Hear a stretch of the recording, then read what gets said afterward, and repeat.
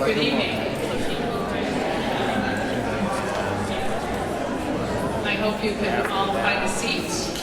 There are some refreshments and water over there if you're coming straight from wherever and haven't had a chance to have a little bite to eat. My name is Ellen Bartel. I'm the president of DSHA. I say that because I'm delighted that I see a lot of faces that I can't necessarily name. We've drawn a broad cross-section from our community for this, and I thank you for making the time and demonstrating your concern about our community by your presence here tonight. We're blessed to have an incredible panel of parents, current and past, current students, who are here to share their insights with us. And I'm very grateful to Mr. Jim Wilkinson for putting this group of very busy people together.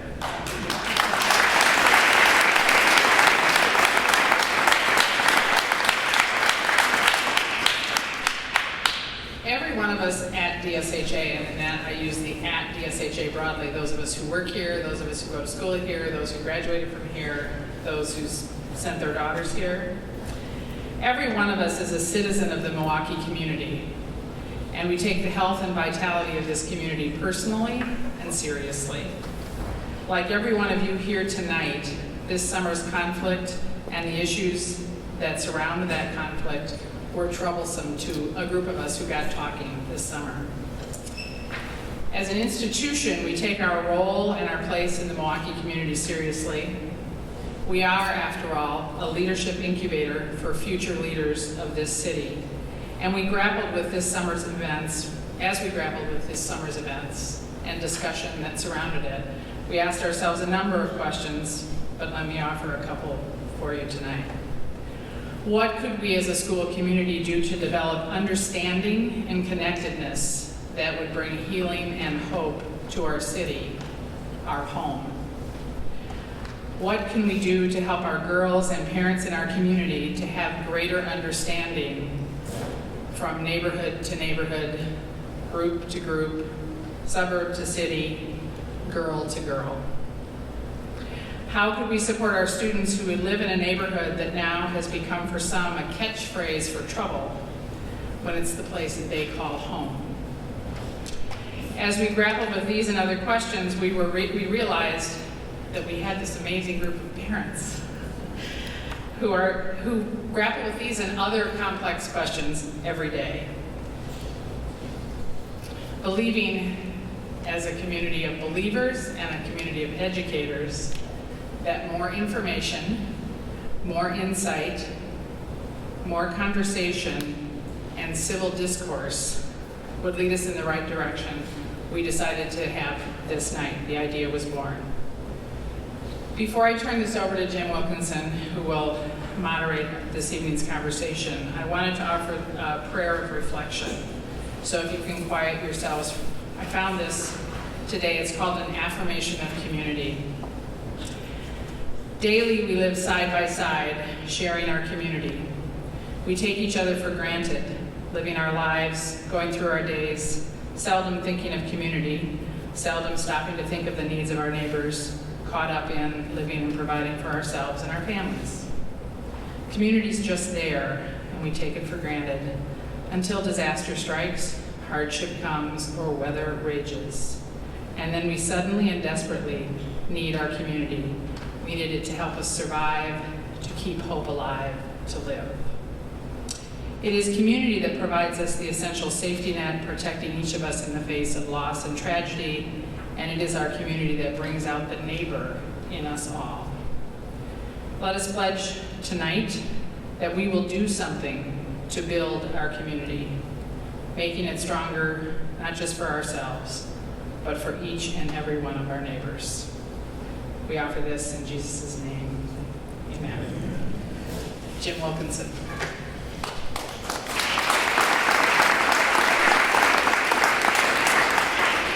Thank you again for being here tonight. I'm Jim Wilkinson. I teach Spanish here. I'm also the Diversity and Inclusion Coordinator here at DSHA. We're here tonight to talk about not some distant city we have no ties to or can do nothing about. We're here tonight to talk about our city.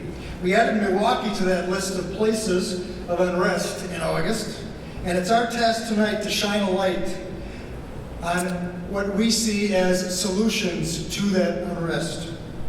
We have a talented panel here tonight that has dedicated their entire lives to bettering this city, and so I'd like to introduce the panel at this time. The purpose of tonight is not to convince everyone who doesn't live in the city to move back in. But that would be okay. The idea is that wherever we live, Milwaukee's the magnet, the hub, the center of activity for southeastern Wisconsin. A strong Milwaukee makes the whole region stronger. Tonight is about openness, awareness, understanding. We are so fortunate to have with us tonight this group of panelists who devoted all their lives to making Milwaukee better, and we're eager to hear about their experiences and reflections tonight. What makes this panel even more special is that they are all DSHA parents and past parents, part of this very community. I'm grateful that on a night in which many other things could be happening, they chose and you chose to be with us tonight. Thank you very much. At this time, I'd like to introduce the panelists. And panelists, feel free to point out any family members in the audience that you would like to. Dave Miskey. He holds a Bachelor of Science degree in Biological Sciences from UW-Milwaukee and a Master of Science degree in Water Resources Management from UW-Madison. He leads the Redevelopment Authority of the City of Milwaukee, an independent corporation of city government which has a mission to eliminate blighting conditions that inhibit neighborhood reinvestment, to foster and promote business expansion and job creation, and to facilitate new business and housing development. Dave and his team manage all sizes of developments, from small vacant residential lots to vast economic drivers that address sustainability.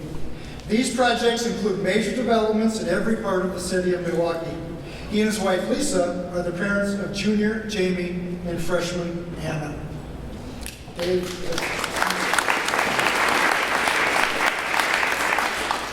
Joanne Johnson and Manan Sabir. Give them a little hand there.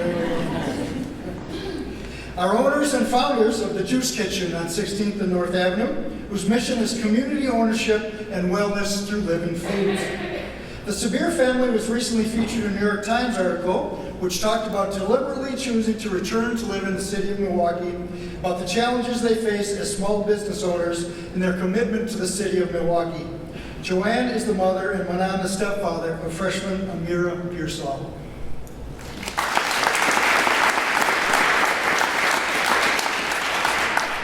LaShondra Vernon. LaShondra is the executive director of the Walnut Way Conservation Corporation, as well as a principal in the Eternal Sunshine Productions. She was educated at Marquette University and also worked at United Way in Milwaukee and Waukesha, as well as founding the chair of the Task Force on Human Trafficking of Greater Milwaukee. She has a long history of nonprofit work, especially in the area of conflict resolution, mediation, and project management. She's the mother of Lola, a DSHA sophomore.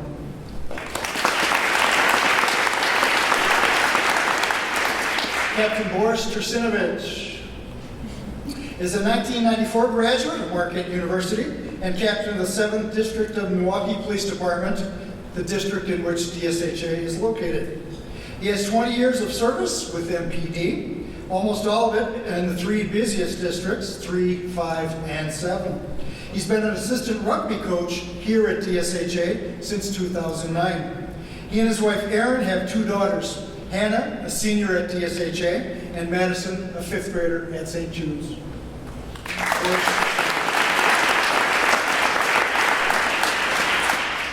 Vincent Lyles is a graduate of UW-Madison undergrad and law school.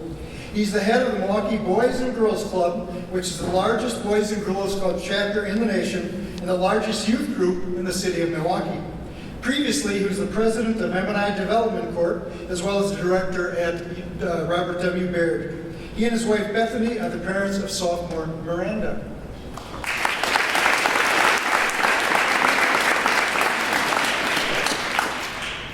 Steve O'Connell worked as a teacher and administrator for 25 years at a number of Catholic high schools in Madison, Green Bay, and Milwaukee. He also served as development director at St. Anne Center for Intergenerational Care on the south side of Milwaukee. The O'Connells have lived in the Sherman Park neighborhood for over 30 years.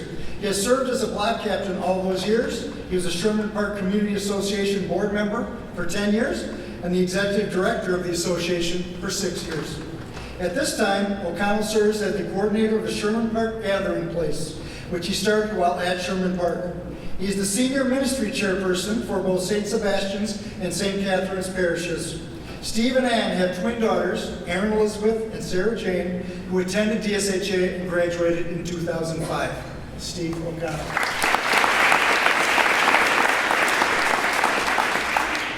Mayor Tom Barrett grew up on Milwaukee's west side, graduated from UW-Madison, undergrad and law school. Mayor Barrett was a member of both the Wisconsin State Assembly and Senate and served 5 terms in the U.S. Congress. He's a graduate of Marquette High School, and he and his wife Chris are parents of Tom, Aaron, class of 2015, and Kate, a current senior. Mayor Tom Barrett.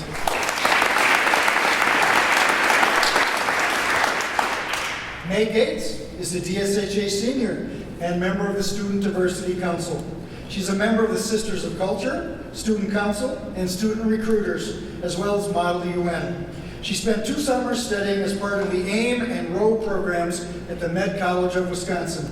Her sister, Mia, is a 2014 graduate.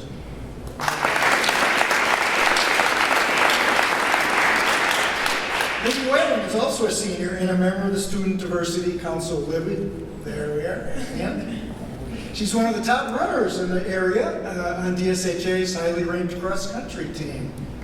She's also a dancer and is also involved in the Student Diversity Council and has spent many years practicing both jazz and ballet at Studio Via.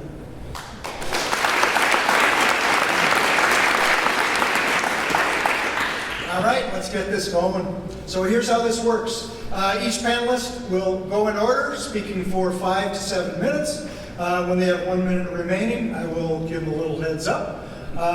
We'll go through all the panelists the first round through. At that point, we'll open it up to comments and questions from the audience. You may either ask your question or make a comment at that microphone, or perhaps if you're loud enough from your table there.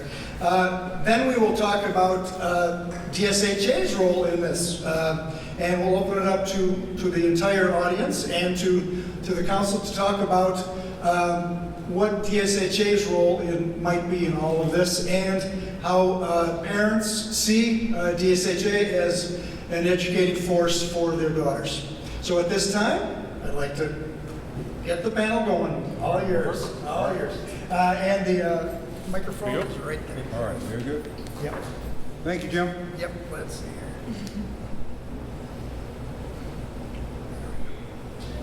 Good. Thank you, Jim. Again, Vincent Lyles, and I have the honor and privilege of serving as President and CEO of the Boys and Girls Club of Greater Milwaukee. I'm going to start my comments by reflecting on a comment that my mother used to make all the time. She used to say, "The world is round."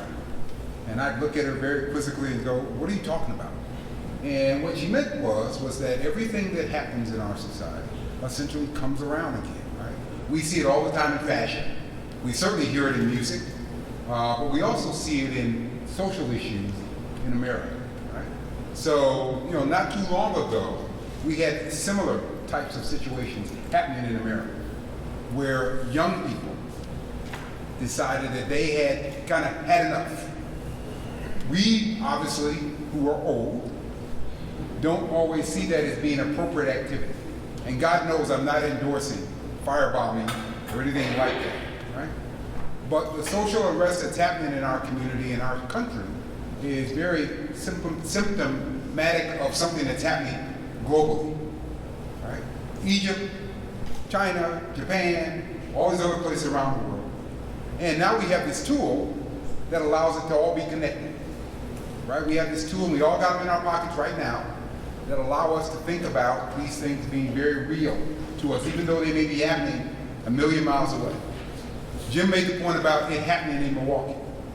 And I got to tell you, as a guy who got up the Sunday morning after the situation in Sherman Park and drove over to Sherman Park because my Boys and Girls Club, Mary Ryan Club, is right next to that gas station that burned the night before, shocked, absolutely just shocked, that my hometown looked like that. Right? And then you drive a little bit further, and you see some of the other things that happen in terms of the BMO Bank, where I used to work, and the auto parts store, and all the other things that happen. What we try and do at the Boys and Girls Club is provide kids with access and opportunity. We often talk about it as being a bridge to success, right? You're here, and you want to get over here. And you don't necessarily know what that pathway looks like.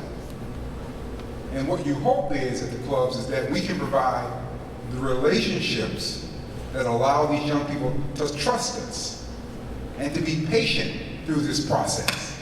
Because it doesn't happen overnight. You know, all of us, and including Meg, who is our maybe youngest member, I don't know, Suela might be a little bit younger, I'm not sure. But the reality is they didn't get to this table, last week. They built up a resume of talents that allow them to sit here. And again, at the clubs, that's a lot of what we're trying to do. We're trying to encourage as many kids as possible to take advantage of our services. We're in 43 locations around the city of Milwaukee. In every neighborhood there is. 5,000 kids a day are accessing what we're trying to do. But it's not enough. It's just not enough. There are 100,000 kids in Milwaukee. So we're just chipping away at some of the things that need to happen. I'm inspired by the fact that all of you are here tonight. Debate aside, Monday Night Football aside, that's not the point. The point is that you're here because you care. And that's a big part of the success equation that's going to happen in our society, is people care. You can't act like it doesn't exist. And the fact you're here is clearly a recognition on your part that you can do something about it. What that is, I'm not entirely sure. I'm not sure any of us will come up with the magic pill.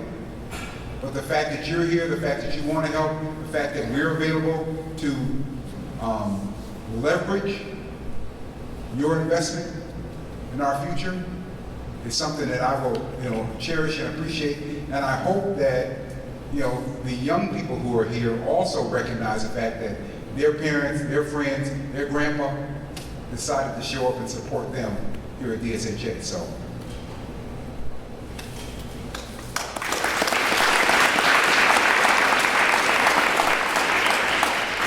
Hello, my name is Meg Gates. I'm currently a senior here at the Miami Royal Angels. I just want to start off by saying that I am just so appreciative. I am so grateful to see the outcome here tonight. I'm grateful for all the DSHA faculty, staff, and TSC members I see here. I'm grateful for my mom. And I'm grateful for all the parents that I see here tonight. And as a student, honestly, I work a lot more on the student side. I definitely consider myself an activist in the DSHA community. I'm currently the president of Sister Culture Club, which is a diversity, awareness, and inclusion club here at DSHA. It is student-led. But I'm really excited to talk and get to know the parents and the adult side of it. I have lived in Milwaukee for almost my entire life. I was born in Gulfport, Mississippi, but my family and I moved up here when I was like 1 or 2 years old, so I grew up in Milwaukee. And just with the recent events in Milwaukee, it has opened a lot of emotions for me personally, only because you see so many riots, you see so much unrest and terrorism in the other parts of the world, and you never think that it will be 10 seconds away from you. You'll never think that it will be your hometown that's burning, your hometown that's experiencing unrest. And so just with that alone, I'm really excited to open this dialogue with you because Milwaukee has given me more than I could ever imagine, and I think a lot of people have become out of touch with just how much of a privilege it is to live in Milwaukee. Because Milwaukee has so many programs for the youth, for elderly, for middle-aged people, that will help you grow as a person in the community that other cities simply do not have. And if it wasn't for Milwaukee, I would not be at DSHA. I'm currently on the Milwaukee Choice Program, and that covers my tuition to go here. And I don't think my family would have the funds to send me to this school. And if it wasn't for Milwaukee, who knows where I would be? Who knows what kind of school I would be at? Who knows what kind of students I would be interacting with? I wouldn't have the same experiences, and I wouldn't be the student I am today if it weren't for Milwaukee, because at the end of the day, Milwaukee is the thing that's providing the funds for me to be at this amazing institution. So therefore, I think it's nothing but my obligation and my duty to give back to the Milwaukee community as much as possible.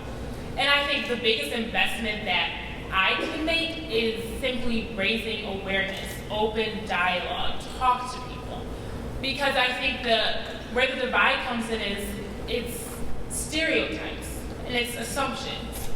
And it's people assuming that they know the conditions people live in. And people assuming that Milwaukee's dangerous and not safe. And people assuming that Milwaukee has no value. And so I think the biggest thing that we can do, the best way we can solve that problem is to talk about it. And just with the recent riots, it did nothing but break my heart to know that people my age have given up hope in their community. And while a lot of people view the riots as people being rebellious, as people being disrespectful, I view the riots as people crying out for help. Because when you have the audacity to burn down the place where you live, the place where you work, the place where you play, the place where you meet your friends, the place where you hang out, if you want to destroy that, that means you have no value and no hope where you live, and that is heartbreaking to me. And so, even though Milwaukee is facing its challenges right now, I have nothing but confidence that we will come out of this bigger, better, and stronger. And I say that because Milwaukee has come a very long way in the past 20 years, and Milwaukee will always evolve. Milwaukee will always revive itself. And as a community member, part of DSHA, I want to raise that awareness to you guys because a very large population of students that go here do not live in Milwaukee. And so I want to make sure that we are on the same page about the value of Milwaukee, about how much it offers to us, and how much of a blessing that it is that we get to have this amazing institution in the city of Milwaukee. And so as we go forward tonight, I just want to let you all know that I'm extremely appreciative of you guys being here. And I'm so excited to get to know your different comments and your questions about the situations in Milwaukee. And I just thank you for all that you do for DSHA and for Milwaukee.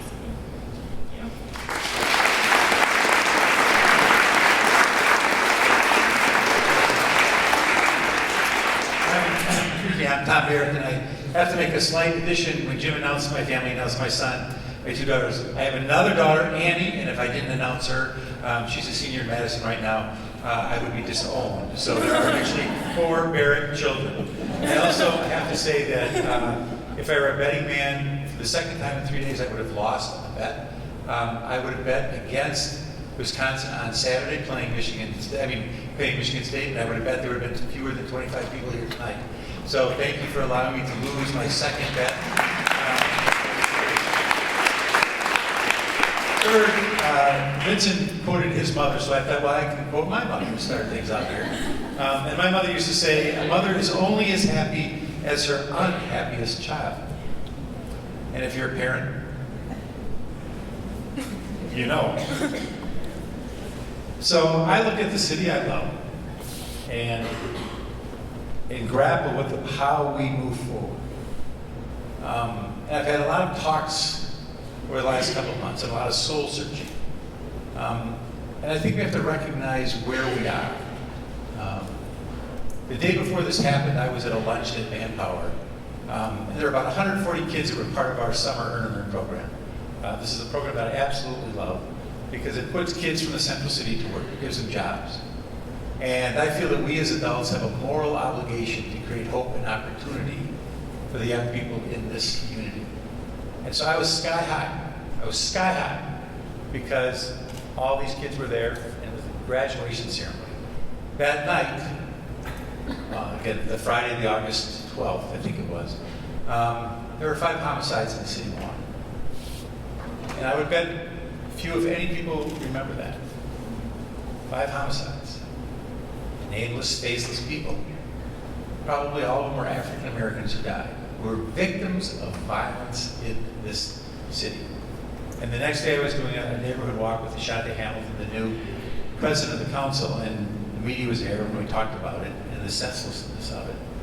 That afternoon I was over at the Hispanic Chamber of Commerce tailgate at the stadium when I got the call that the shooting had occurred on 44th and Hour.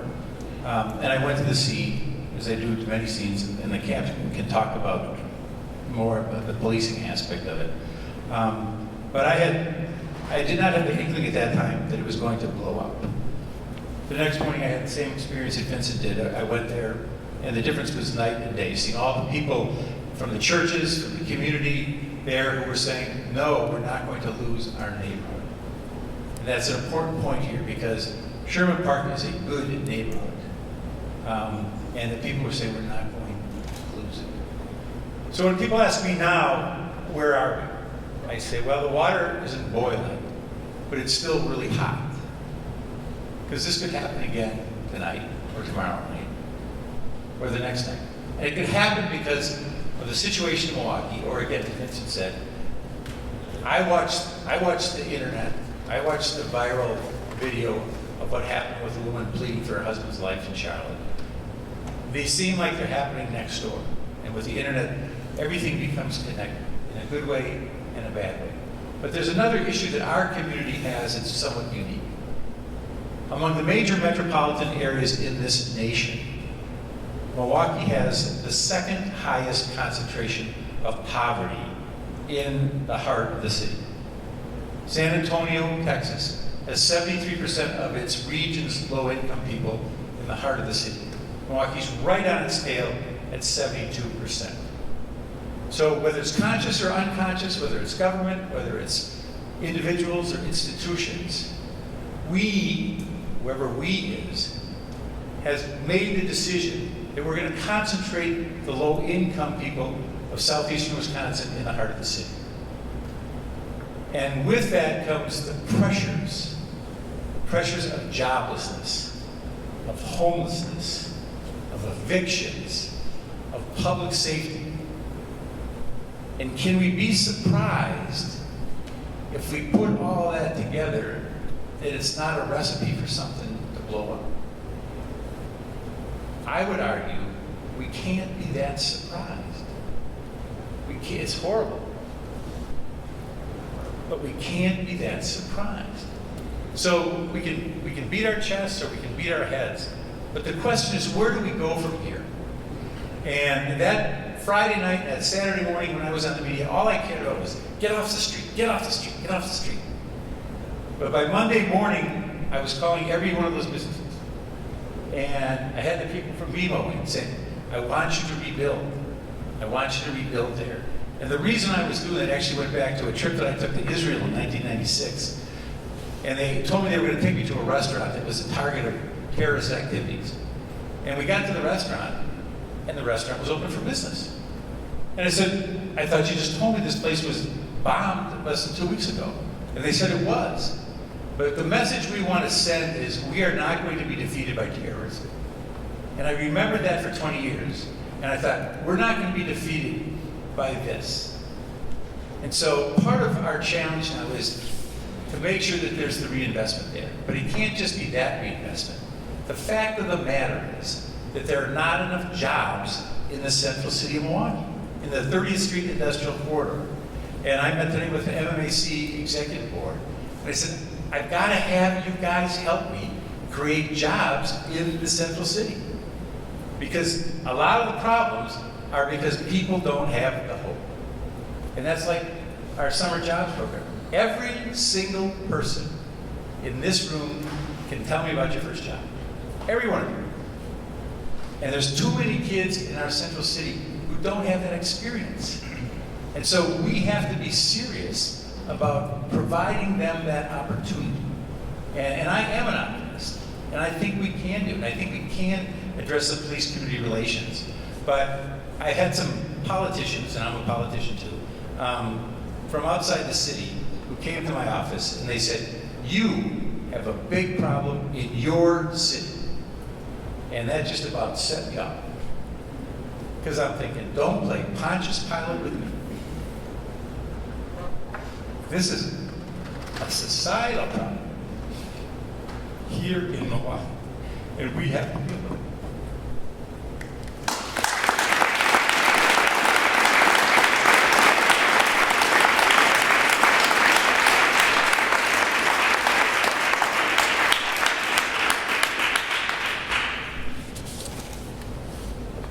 This is a rough time.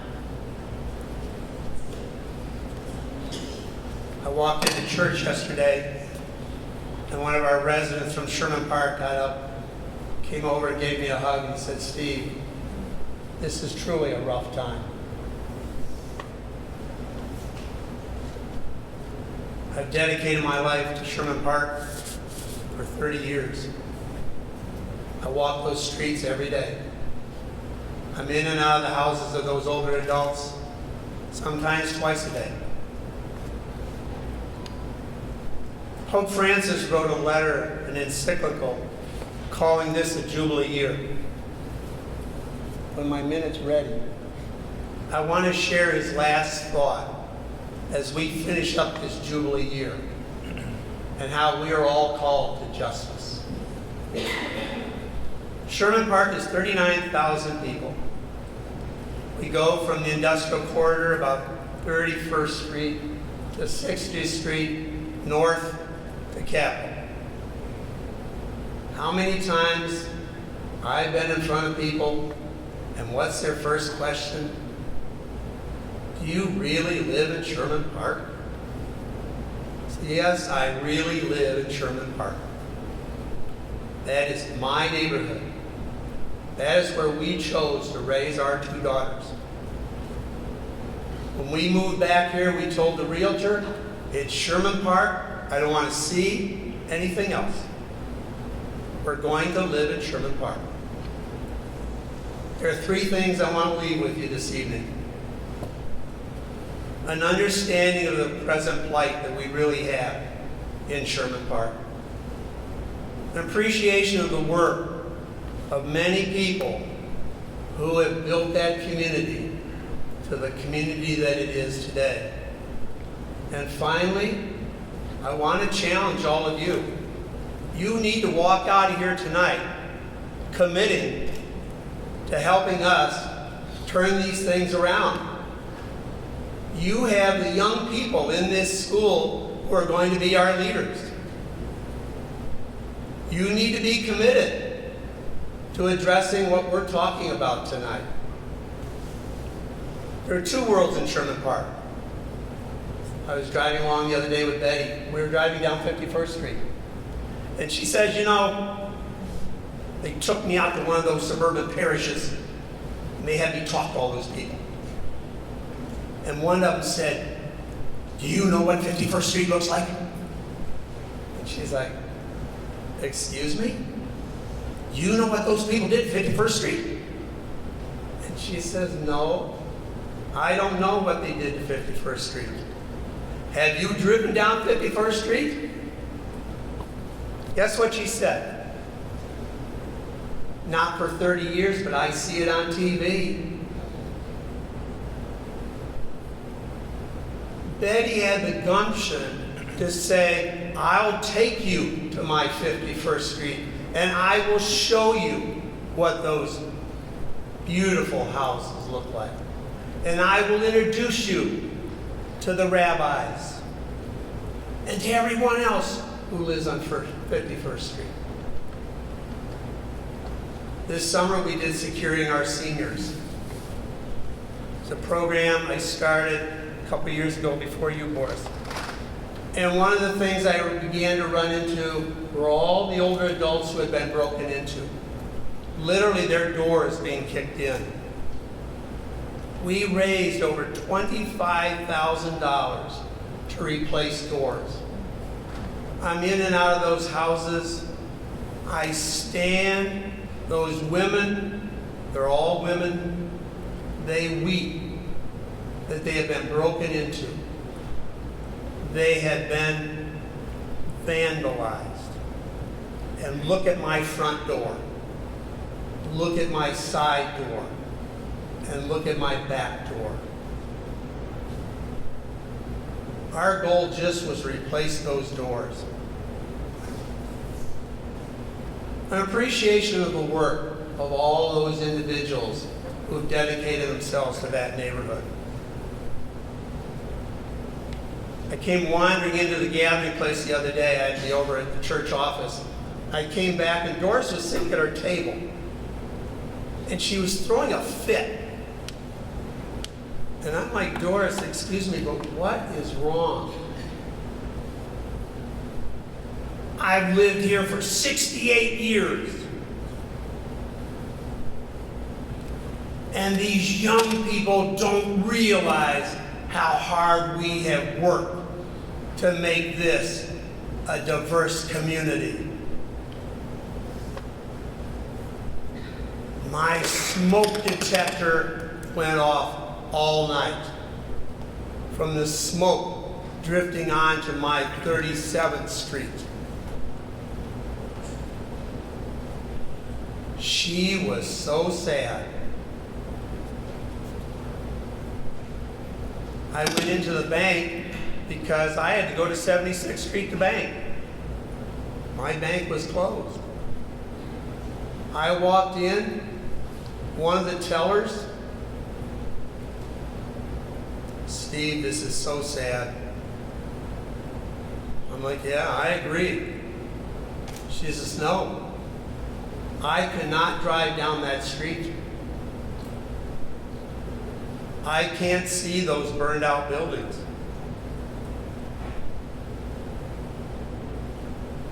That is shocking. I haven't been over there yet. I cannot go over there. And finally,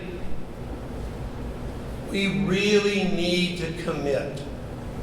We really need to begin to listen. And we really need to begin to talk.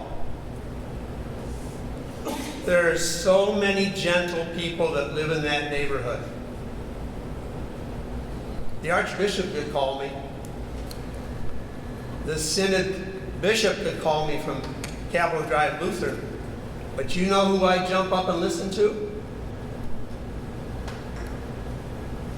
The rabbi. There are 153? A lot of children in that school. And they are dedicated to that neighborhood. He calls, he's concerned, it's time to problem solve. And so there are many people over there that need to be listened to. There's a whole diverse population there. Okay. The Pope writes, I present therefore the extraordinary Jubilee year dedicated to living out in our daily lives the mercy which the Father constantly extends to us. In this Jubilee year, let us allow God to surprise us. He never tires of casting open the doors of his heart and of repeating that he loves us and that he wants to share his love with us. The church feels the urgent need to proclaim God's mercy. Her life is authentic and credible only when she becomes a convincing herald of mercy. She knows that her primary task, especially at a moment full of great hopes and signs of contradiction, is to introduce everyone to the great mystery of God's mercy by contemplating the face of God. The church is called about to be a credible witness of mercy, professing it, living it as the core of the revelation of Jesus Christ. From the heart of the Trinity, from the depths of the mystery of God, the great river of mercy wells up and overflows unceasingly. It is a spring that will never run dry, no matter how many people draw from it. Every time everyone is in need, he or she should approach it, because the mercy of God never ends. The profundity of this mystery surrounding it is as inexhaustible as the richness which springs from it. Thank you.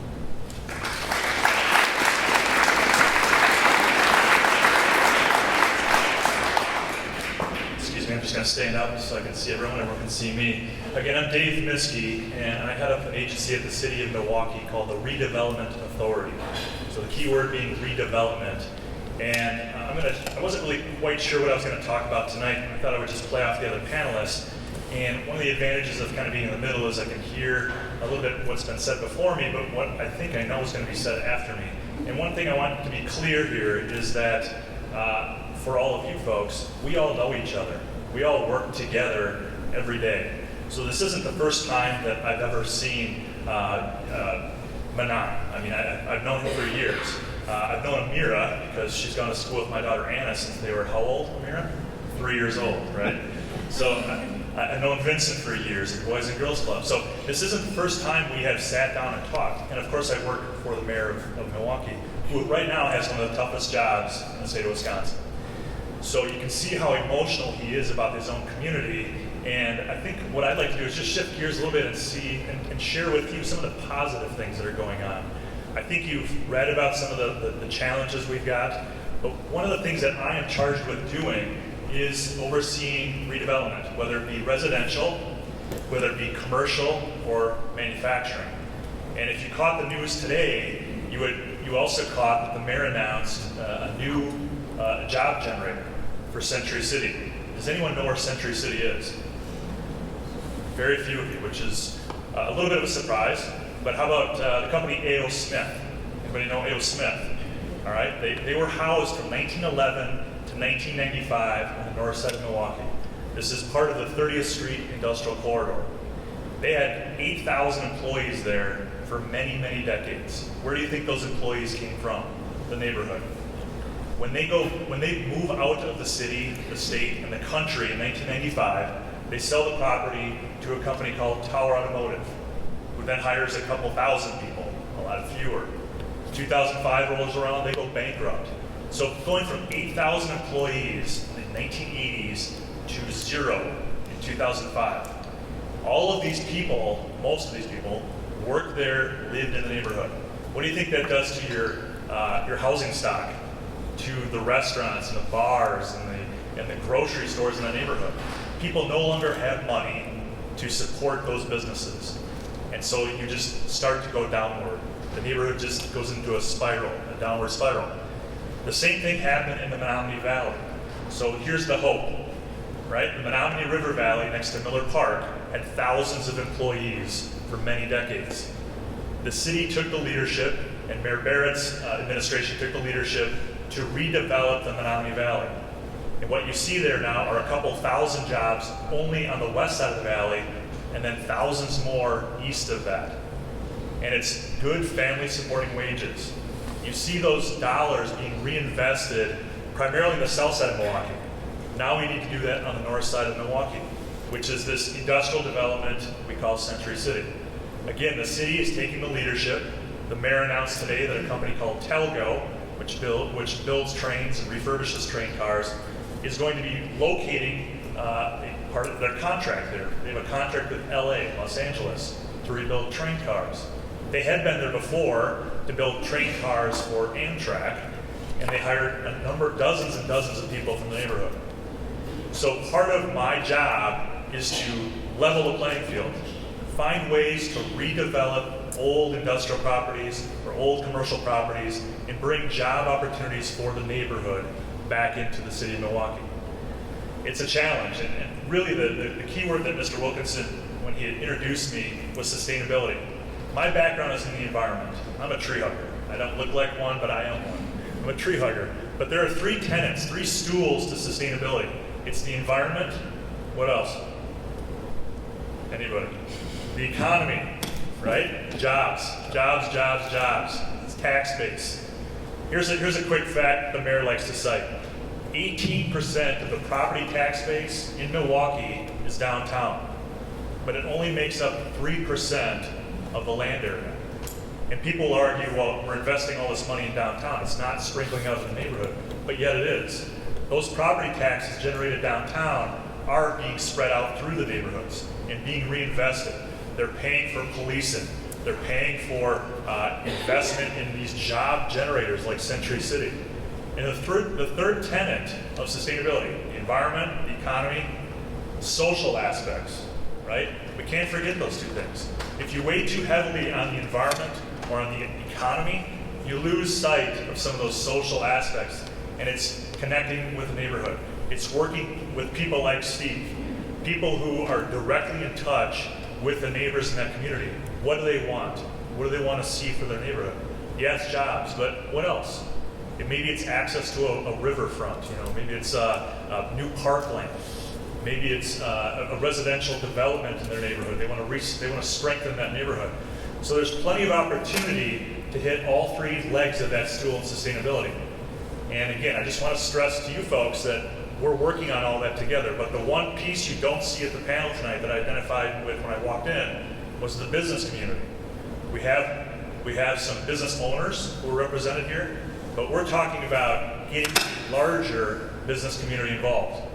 People who are making decisions at the corporate level to invest in their community, whether it's merging with another company and bringing those corporations here, or expanding their operations here and putting those businesses in the city of Milwaukee, and particularly the north side of Milwaukee. So I'm happy you're all here. I just want to give you a little bit of hope that there are things moving forward in a lot of positive fronts, but we do need all of you to be part of that.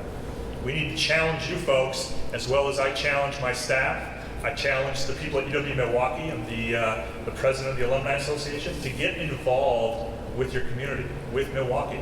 This is where they went to school. I want them to be involved. I want you folks, because you have this connection with DSHA, to be involved with Milwaukee. So that's what I'll say for now, but I look forward to your questions later on.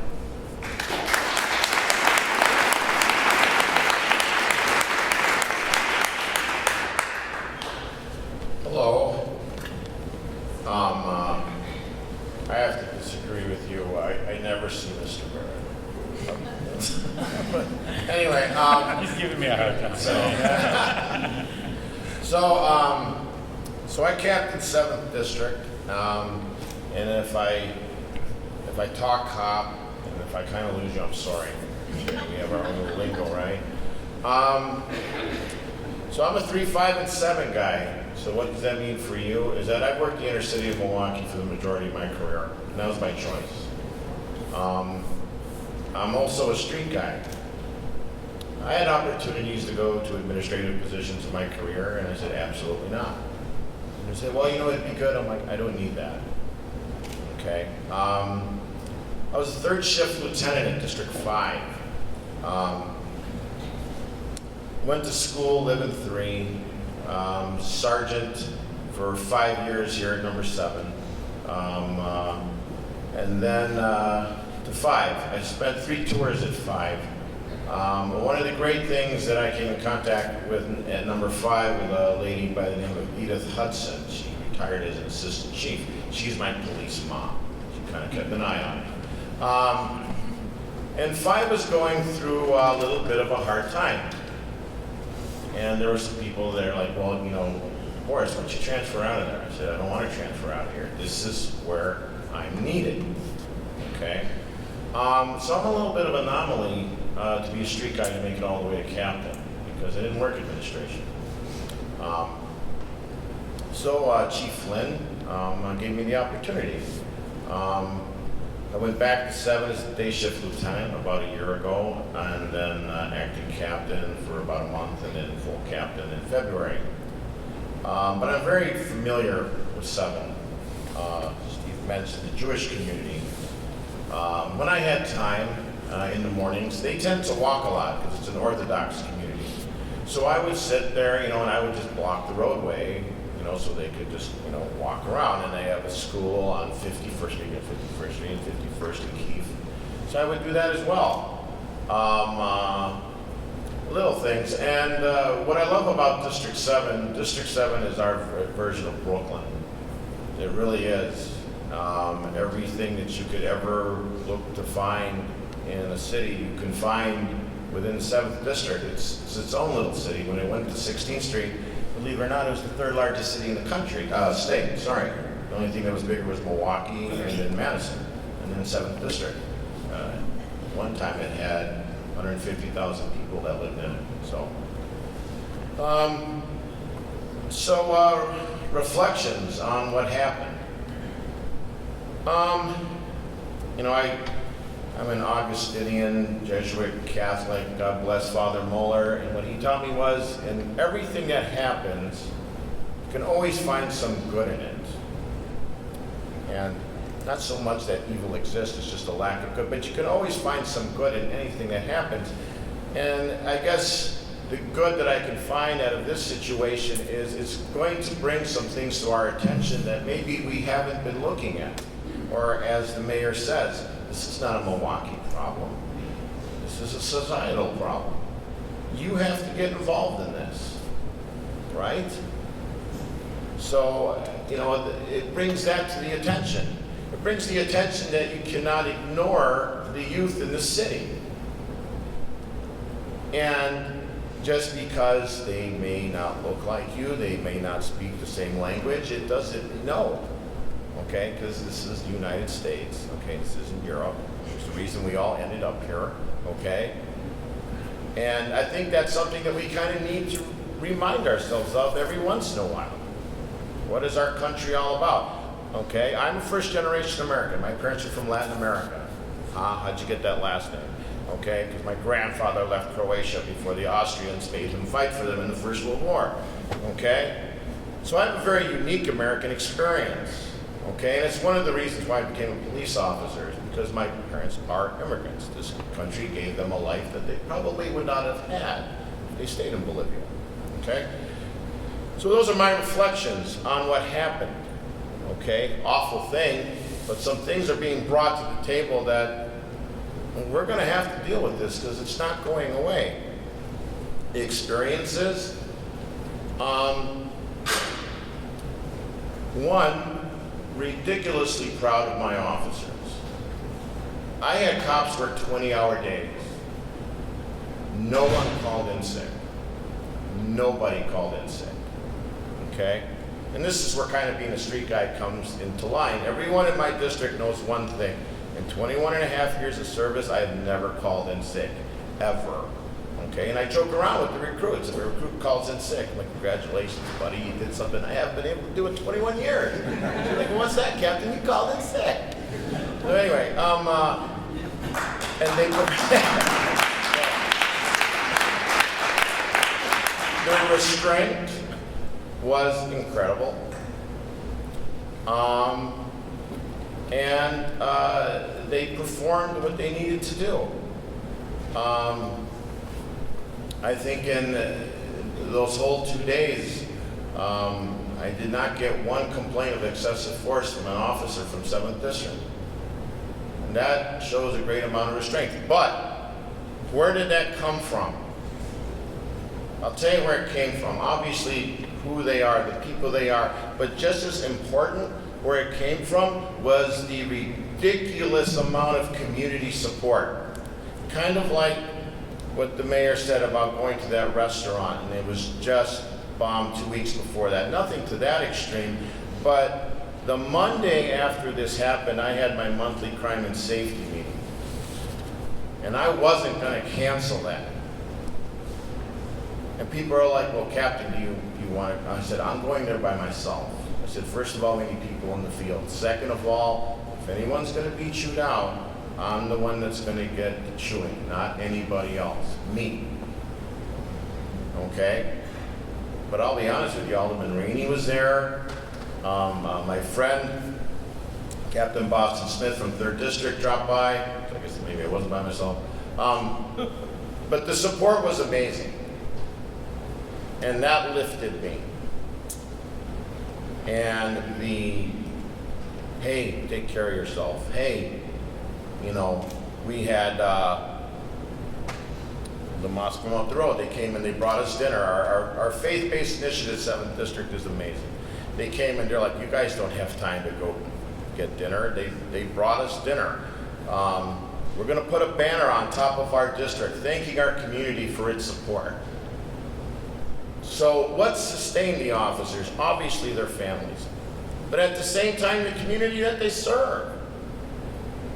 And people keep talking about Sherman Park this, Sherman Park that. I can tell you this without getting into too many specifics. A lot of the people that cause that unrest are 1% of 1%. That is not that neighborhood. And the few issues that we've had around there, I can tell you the people that we had to pick off that neighborhood, not within a 10-block radius of 44th and Hour. So when people talk about Sherman Park, I'm like, with all due respect, you're not talking about Sherman Park. The second night of the unrest, those weren't even people from Milwaukee, those were professionals. Okay, I don't know where they came. I think one of them was like from the Communist Party of Chicago. I didn't know there was a Communist Party in Chicago, but there was. But what happened does not define that neighborhood. It is a ridiculously diverse neighborhood full of very, very responsible people that go to work every single day. The mother of one of my friends from number 5 lives right there on the corner of Sherman and Hour. So my hope for the future is this, that we use places like the Boys and Girls Club. We've got a good man there with Marco. And we get some programming for our youth, because idleness breeds silliness. And if we not just keep them occupied for the sake of being occupied, but show them that, listen, there's an alternative. Let's go play some soccer. Let's go play some football. Let's get some arts and crafts going here. Let's get some job fairs going. This is how you interview. Show up in your Sunday school clothes. Make sure you have a black pen. Make sure you have a number 2 pencil. Make sure you know how to present yourself, and build from there. Because when someone has a job, they have self-respect. When they have a job, they can go out and they can get things for their own, and they appreciate it so much more because it's theirs and they had to work for it. So I believe there's great opportunity there. And as awful as this was, I think it brought things to the table that needed to be addressed, and we will address them one at a time and keep chipping away as a community. Thank you.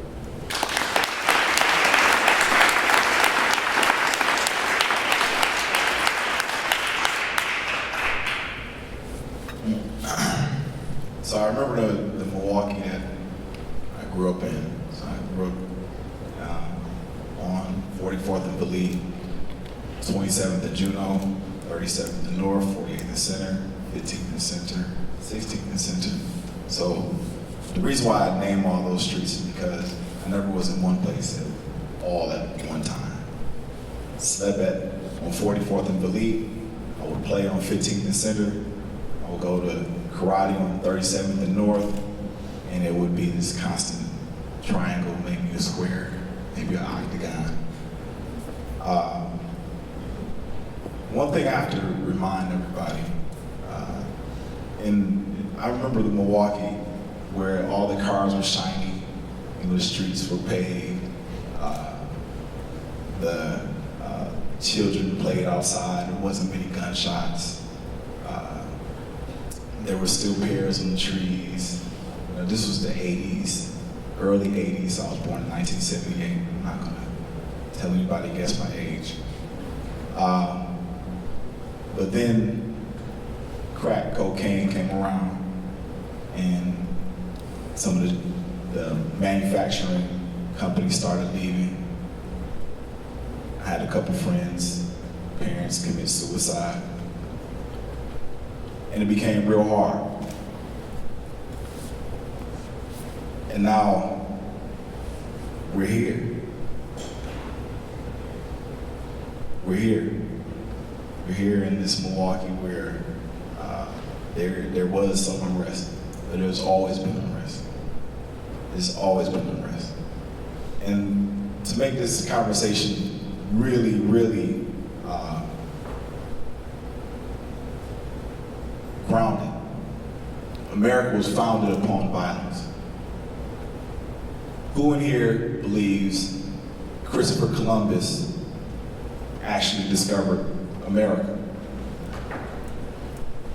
Good.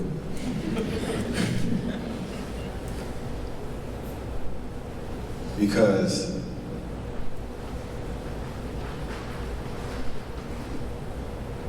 the violence created a debt, and we're climbing ourselves out of the debt, and we're constantly climbing out of this debt, but someone's pulling us down. How do you get yourself out of debt? Anyone know? Anyone? Spend less than you earn. Say it again? Spend less than you earn. Spend less than you earn. Highlight the what? Positives. Love for all, hatred for none. That is a model that we all have to practice. But love for all, hatred for none is something that is not practiced on a daily basis. It is not the internal fire of most people on this planet. My brother, today's his birthday, my older brother. He had been 41. And the only person in this room that met him was Mr. Beard. And I remember him telling me to remember this poem. The poem goes, "Here lies a soldier whom all must applaud, who fought many battles at home and abroad. But the hottest engagement he was ever in was the conquest itself, and the battle was sin." And if we internalize that debt, and we struggle, and we find, and we look, and we search for solutions to get out of that debt, then we'll find love for all, hatred for none, period. Period. Now, I'm happy that everybody is here. I'm very happy that everybody came out for this discussion, but I'm also disappointed too. Because I know in the unrest, I know a lot of the kids. I know a lot of the kids on the streets. And I do know that they would have loved to have been here. So this room has to be filled double the next time we have a discussion like this. Because not just I should be bringing one kid, but everybody else in this room should be bringing one kid to this discussion or to your home in order to have this dialogue. This dialogue, you're already apostles. You're already disciples. We have to go to the people rather than run from them. Because the moment you run from anyone is the moment they understand that you fear them. That is not love. Love has no fear, no boundaries. A kid, I talk to kids all the time, every day, on the streets, you name it. And I guarantee you that you'll find light in each and every last one of them. Each and every last one of their parents, each and every last one of their grandparents. But we have to continue to get out of this debt. Now the last thing is, the reason why I'm here in Milwaukee, the reason why my parents My father was here in Milwaukee. The reason why my grandparents came to Milwaukee is because my grandfather witnessed a friend of his getting lynched at age 13 in Arkansas, 1908. The pastor of the church allowed the young man who was being questioned by a father in the town, a Caucasian American father, to take the boy outside of the church and question him, the 13-year-old boy, and question the boy about the boy flirting with his young daughter.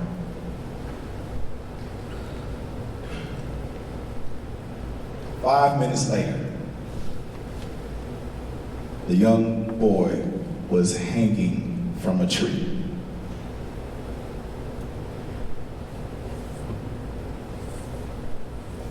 Now I'm not asking, no Black American is asking any white American to answer this question, that question of why that boy got hung from the tree. But we're asking to move forward and love each other unconditionally.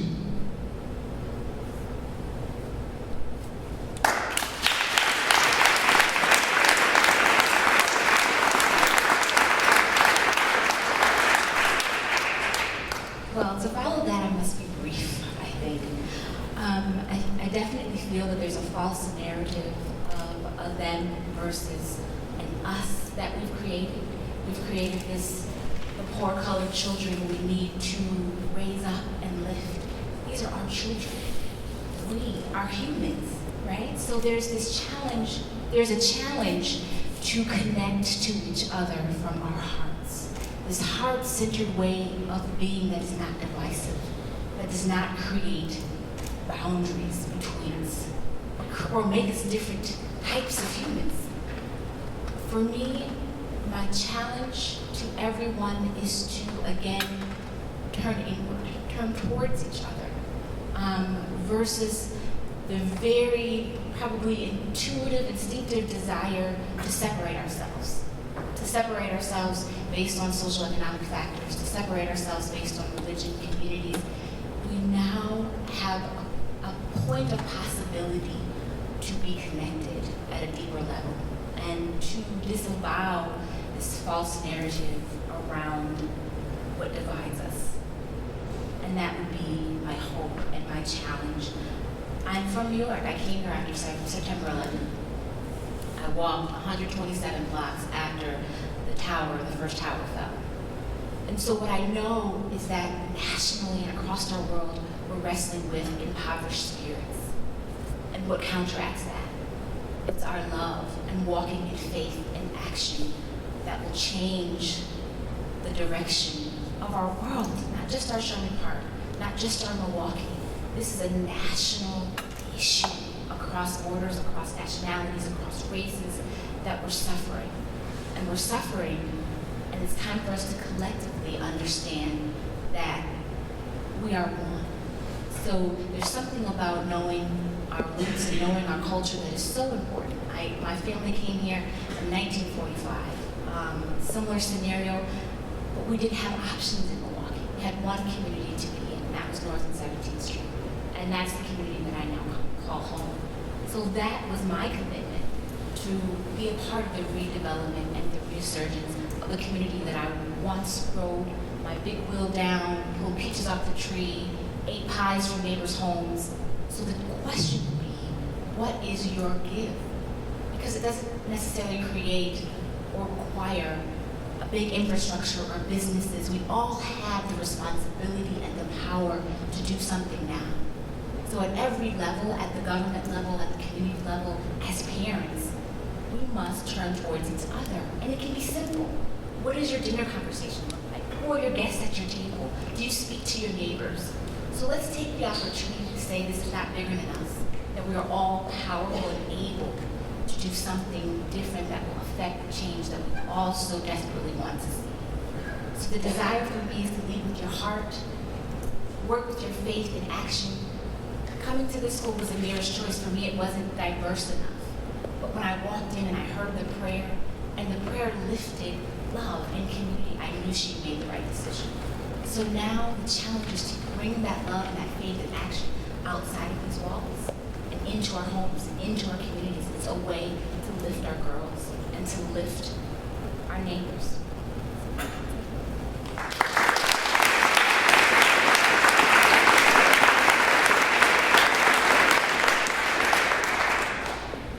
So, I am third generation Milwaukeean, so that would make my daughter the fourth generation of people in my family that have lived in Milwaukee.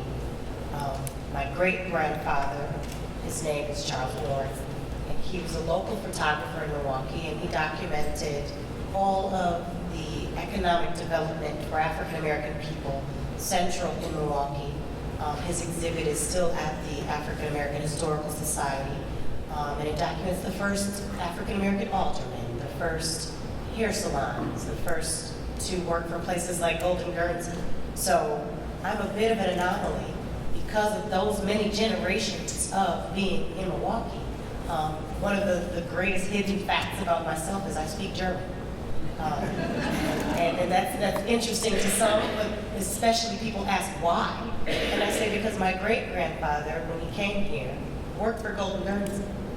And if you worked for Golden Guernsey as a milkman, no matter what your cultural background was, you had to learn German because most of the places that you delivered your milk were German-speaking people, right?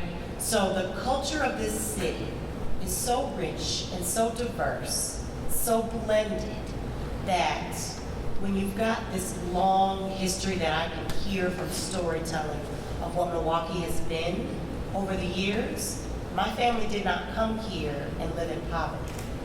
I was not the first generation to graduate from college. My grandfather has degrees, and I was the first generation to graduate from college. And so my lens on Milwaukee, what it's been, what it is, and what it can be, is very different than the narrative that I hear every day in the work that I do. I've worked in public health most of my career, mostly by accident. I got good at some things. The next thing you knew, I was a public health professional. But one of the most important things I've learned, and I work very closely with the mayor on this, and that is the social determinants of health. How many of you are familiar with that, just as a concept? So ultimately it is the factors of your social upbringing, your experience, can significantly impact your health, both in the negative and in the positive. And so there are lots of negative impacts that Milwaukee has experienced around social determinants that drive what we see today and then have contributed to a national narrative for cities that look like us.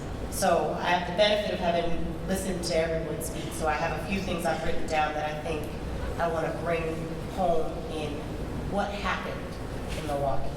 And so one that's really important that always sticks out for me is our transitional and transient nature of jobs. Many of the jobs that are created in Milwaukee are these 6-month trials, these 1-year trials, this get you out of poverty plans that are so short term that you have a culture of people in a bunch of short-term jobs, a bunch of relocations, so that housing becomes insecure. If you own your home, you cannot plan for paying your mortgage on a 6-month trial job, right? You need something that's sustainable if you have children. That is another weight around the necks of families in this community. Then you add the toxic environmental stressors. So this is something that's dual, something really important to address with our representatives. So, in this extremely toxic political environment, we have a mayor who is exposed constantly to the criticism of what happened. But then let's talk about all those aldermen too, the county supervisors too, the state representatives too, being held to a standard of what they do well every time something like this happens, now it's a finger pointed at them. That's a form of toxic stress they're dealing with as leaders. But then you contribute also the people who are living in these conditions that could care less about an elected official, could care less about a safety professional, about any of the people in the hospital systems that they're working with, that their dire needs are, I don't know how I'm going to feed my children. So I don't care about my physical health right now as much as I care about what's going to happen to my kids. Then you add layers of our young people who are struggling to be well without a support system. So the data point has maybe shifted a bit in the recent past, but I'd say as late as 2012 or 13, the average age for homelessness was 12. So when we think about what happened in Sherman Park, we need to go back to the beginning of the summer. And at the beginning of the summer, organizations like Boys and Girls Club, organizations like the Sherman Park Neighborhood Association, members of the community who were just concerned, started populating that park because young people who were homeless, who were displaced, didn't have somewhere to go, didn't qualify for some of the great job opportunities because their social supports didn't provide them with what was necessary to get that good earn and learn job. My daughter had that job last year. That was a responsibility for me to get her paperwork turned in, my taxes turned in, to make sure she got that job, right? So that's one of those social determinant challenges. Many of these kids don't know where to find a parent to turn in the paperwork necessary to get that job. Many of these kids are on their own 100%, couch surfing with friends of their family. Many of these children are constantly looking for a way to fit into a job, might even have to tell a few lies to get a position and then lose it. And so this is the population, the youth that we have that are often forgotten, are the ones that are going to be at Sherman Park. A few summers ago, a few years ago, they would have been at another park. But this year, this park was the hot spot. So when there was an eruption, when there was an explosion, some of us who are in the social work, in the community engagement role, we've known since June that this has been going on. We've watched as some of our peers created double dutch competitions, created flag football games, anything they could think of to prevent those young people from getting caught in those idle moments, right? So the idle moments overwhelmed us. There's only so much we can do with the resources we have as community organizations. And eventually, there was an eruption. I don't like to call it a riot, I like to call it an uprising.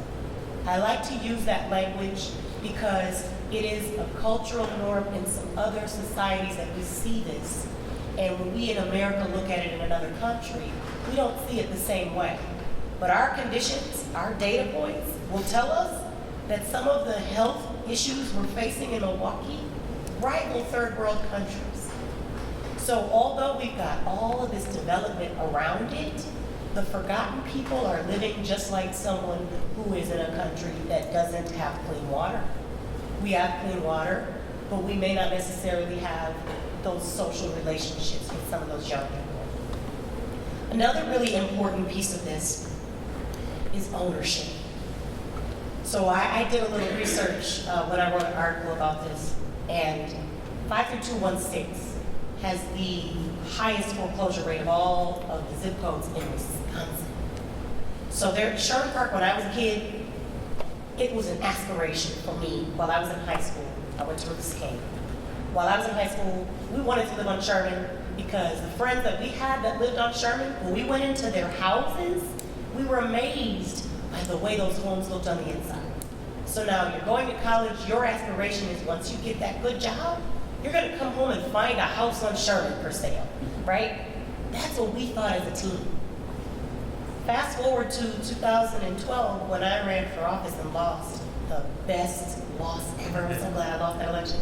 But the positive in this was I got to talk to everyone on Sherman when I walked those doors.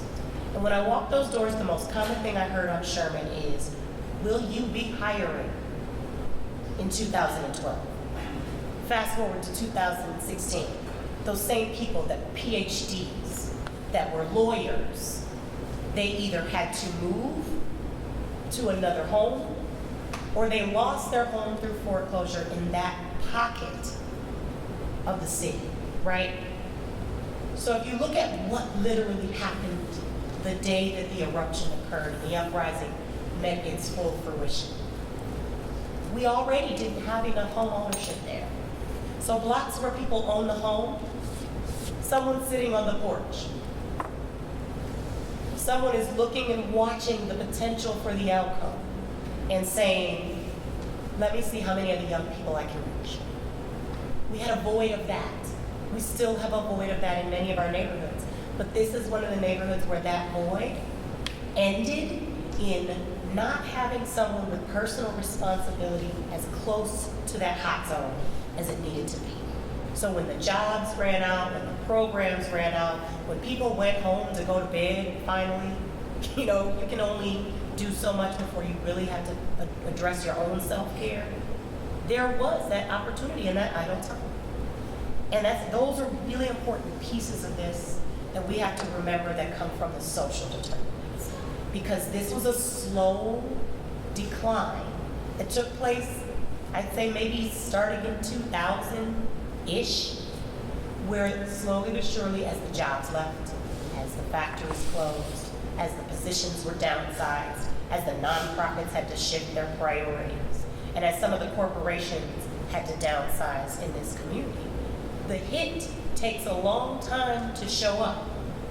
The initial hit was, well, you get another job, it may not pay as well, you make ends meet, you work it out, but over time, this is what we got.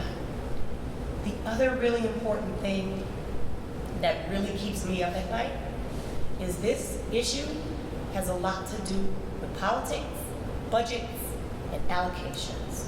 We have a significant gap in public health funding for prevention. And so if we had more focus in the area of, well, let me take a few steps back. Let me do something even better. If some of the scholars here at DSHA are directed to start focusing on careers in not just running for office, that's one version, the policy analysis, fiscal analysis of the impact of not funding our public health in this state, we can change the trend around small health department money and large police department and fire department money. How can we shift some of that to make sure that when something like this happens, there's money in the budget to do something that doesn't involve deploying the police to arrest or to end what is considered an unrest? Because if we're already a hot zone and the police show up and the community's already agitated, the potential for more violence is escalated. But if we start working in some of these public health formats, where we take these great programs that the Boys and Girls Club did, if we had a pocket of money to support what Mary Ryan was doing in that area, June all the way through August, unrestricted, that's a whole other conversation, we'll leave it over there. If they could be creative with what could have happened with dollars, we could have kept jump rope competitions going. We could have kept some of the ad hoc football and basketball games going. Because young people in our communities, when I used to chair the Human Trafficking Task Force, people would always say this, and it frustrated me to no end. People choose to be a prostitute. What? When you are a child, tell me one child who said, when I grow up, I want to exploit myself. That's never been the case. People get into situations and they think they have no choices and they take unhealthy risks. That is what happens when we don't look at the aspirations of young people and help them to achieve them. Now, I will say the beauty of my experience at DSHA. My daughter came here because some of the schools that she attended before this were not the best thing for her. And this wasn't all her choice. Mom was a little bit of the lead on the choice. But what I was impressed with is the outcomes. of the students that come here that end up set up for success. But the beauty is, I didn't know what I was getting when I joined as a mom, and that is the support from the teachers, the support from guidance counselors that we had in our freshman year, what I call the year of struggle, because it was a very rigorous experience. But there was love in the rigor. And see, and that's what's missing for a lot of our youth. Love and rigor need to occupy the same space, because making you great needs to also say you need to be disciplined, but you also need to be supported. And so these are the key elements that are missing in that environment. There may be rigor, do it, or there's a bad consequence. But here, there's some consequences, but there's also, we will work with you, we will wrap around you to get you where you need to go. And so that's the thing that we can do differently for our friends and our family, because being at DSHA means you have to be an involved family. It's a lot of work, so you guys, I'm preaching to the choir, but there are some friends and family you have that need more of that love wrapped around their children so that you can help them to experience some of what you've experienced in this kind of environment.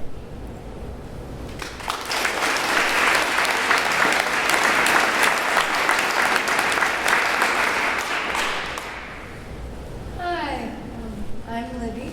I am currently a senior at this school, and I have to admit that I'm quite nervous about speaking today. I think part of it is actually because for all my life since I was born, I've lived in Wauwatosa, right outside Milwaukee on 84th between North and Center. But I haven't had a lot of, or as much experience in the city as the majority of people here today have. And I think that is kind of part of the problem.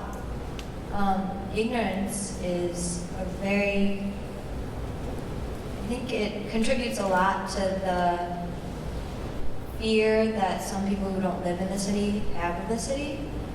And I think that it's one of the things that we can work to correct more easily than some other things can be corrected, because the media plays a large part into the ignorance of the surrounding communities and even the country about the Milwaukee experience, because the media overinflates both the big and the small crimes of the city and the bad things that happen, but they don't necessarily present the big and the small good things that happen in the city.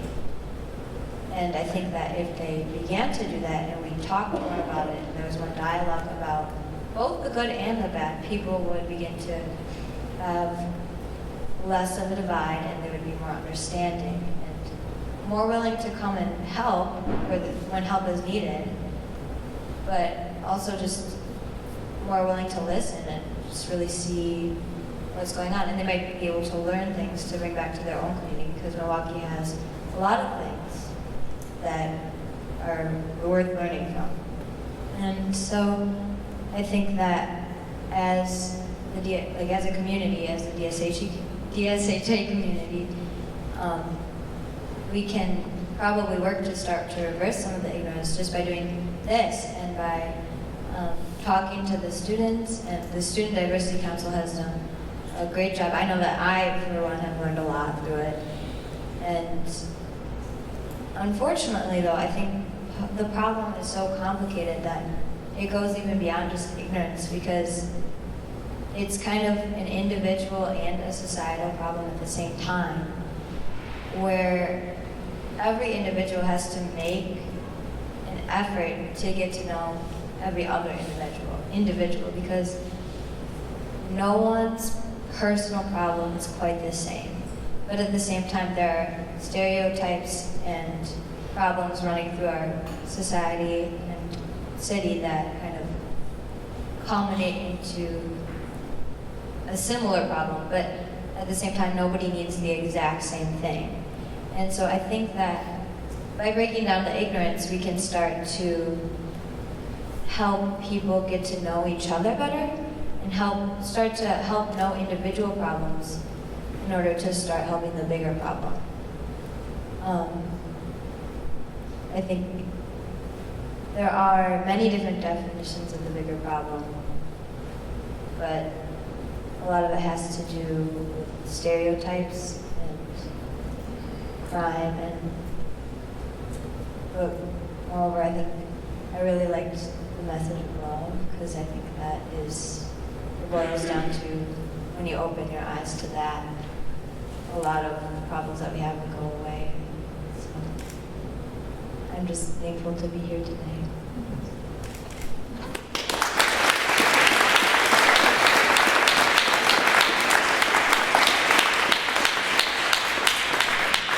Thank you very much, panelists. At this time, we'd like to become a little more interactive. And so if you have either a comment or a question, perhaps that our panel's comments have spurred, please step up to the microphone, and it's all yours. I'm 51 years old, and about 25 years ago, I stopped watching TV. And the reason I stopped watching TV was because TV, every time I watched TV, I was overcome with the feeling,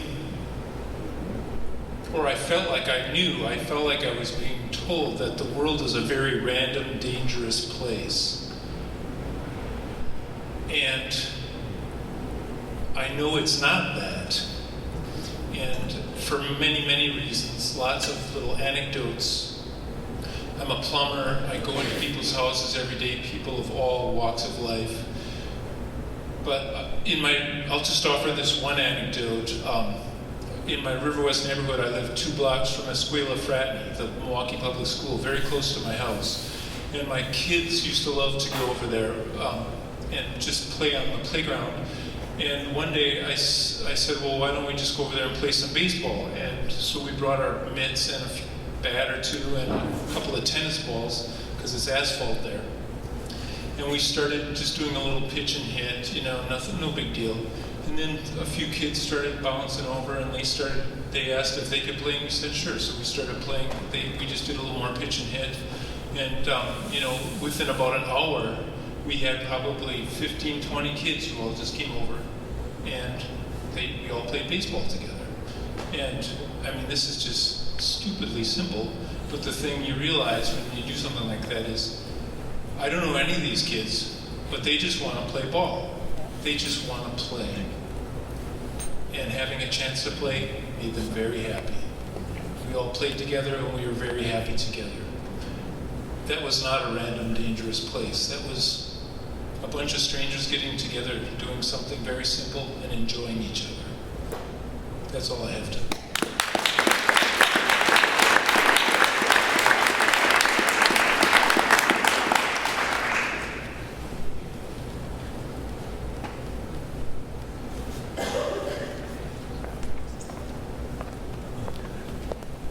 Race, so you get there first? Hi,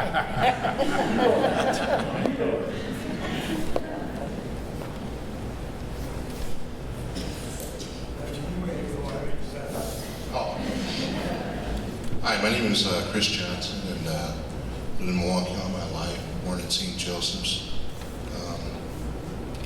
In listening to the panel, a lot of good things to say, but, there seems to be an unholy triad of a lack of resources, a lack of jobs and education, and a lack of a cohesive family unit to a large portion of the people in the central city, being so segregated and all. This generally leads to fear, anger, hatred, suffering, and none of these things are good. So it's great that we're trying to do a redevelopment, but when you're talking about tens of thousands of disenfranchised individuals, that this has been going on now for a couple of generations, it's going to be very difficult to turn that around, without a massive influx. And I'm talking about everyone in the community, and I'm not just talking about here in Milwaukee. I'm talking about in Wauwatosa, Mattawa, New Berlin, and Waukesha. We have to put aside our, political wranglings and, verbal taunts, to stop this, or else this is something that could seriously threaten this democracy. You know, and that's all I have to say. And I know Tom Beard, he's a good person. So, and I know he cares a lot about this community, you know, and so do I. Thank you.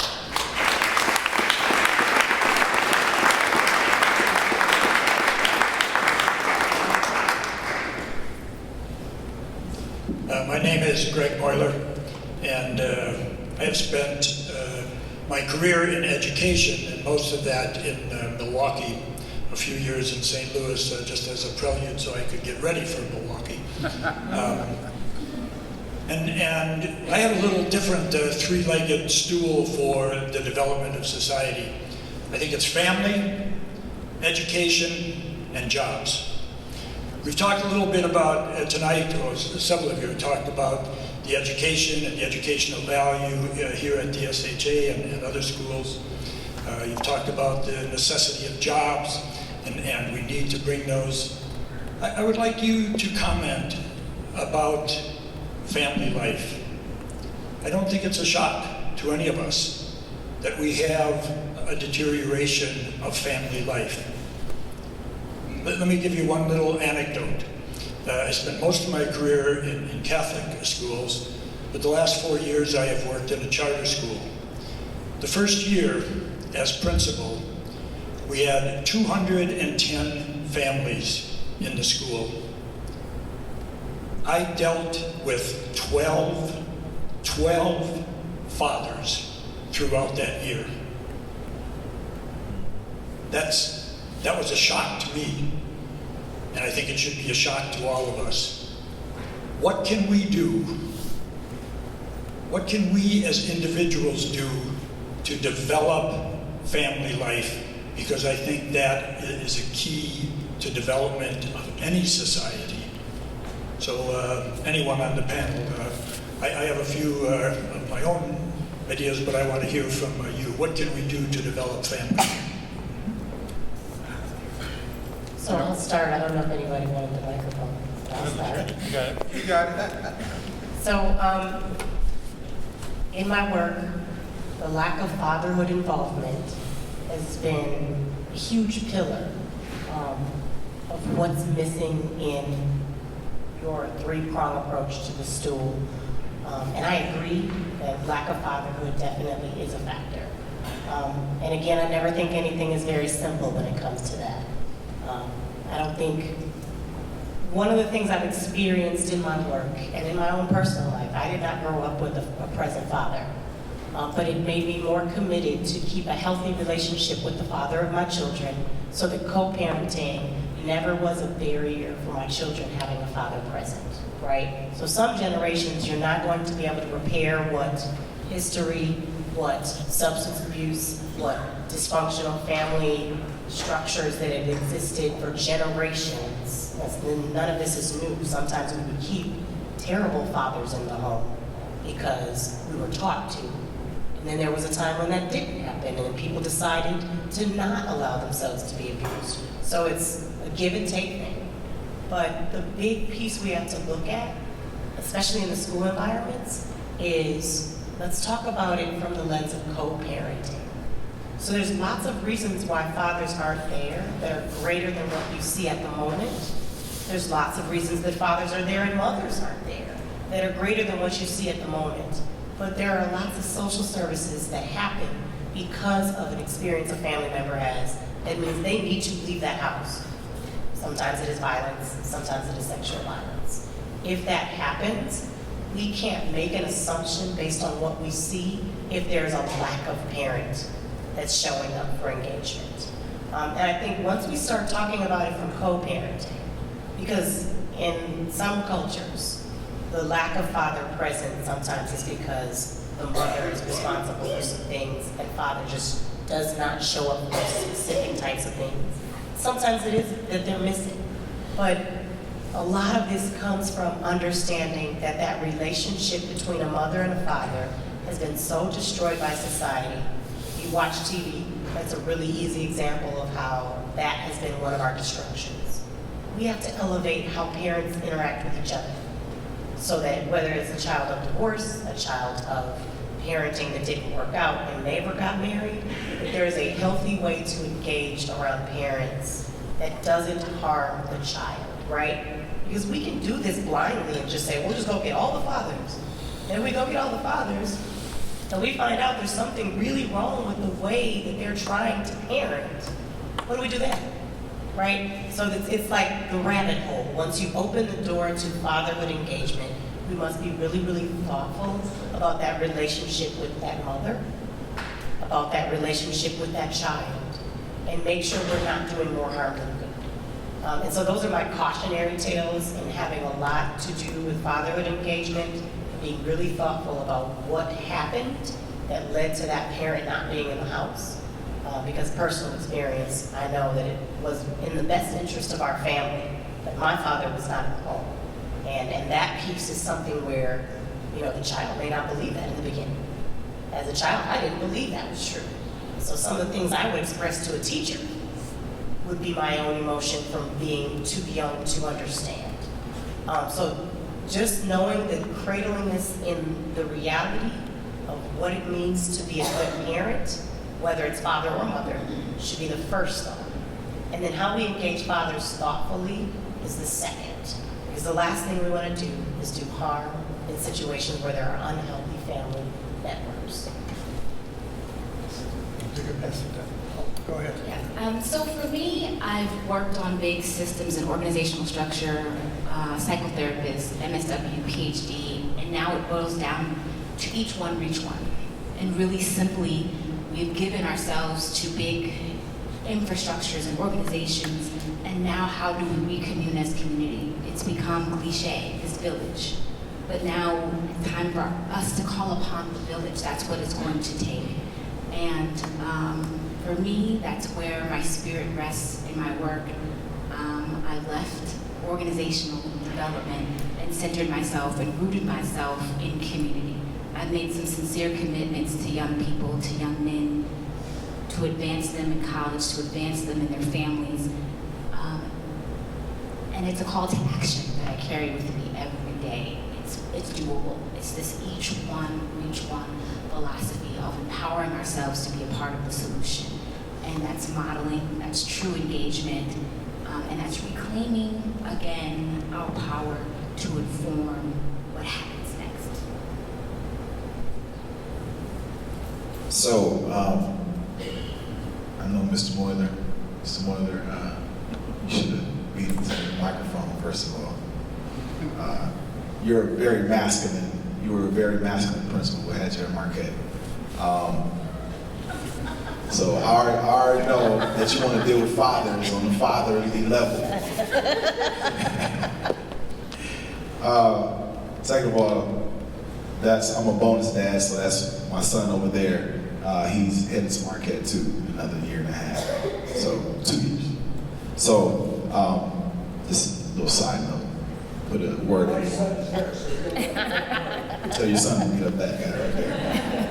But that's it though, is the fact that we are missing mentor-mentee relationship, because if I were to leave and Taj's dad was to leave, I have a number, this is the first time he's going to hear this, so I'm going to put him on the spot, but I have a number of men that can rally around Taj as men, young men, to lead him all the way through. If there was to be a lack of one, there would be many others to follow that person. So what we are lacking is that extra male in that home. We are in a capitalistic society where the model is I strap my bootstraps super tight, and now I'm super tight, and I'm rising to the top, and I'm doing it all by myself, and I'm a single star. That is wrong.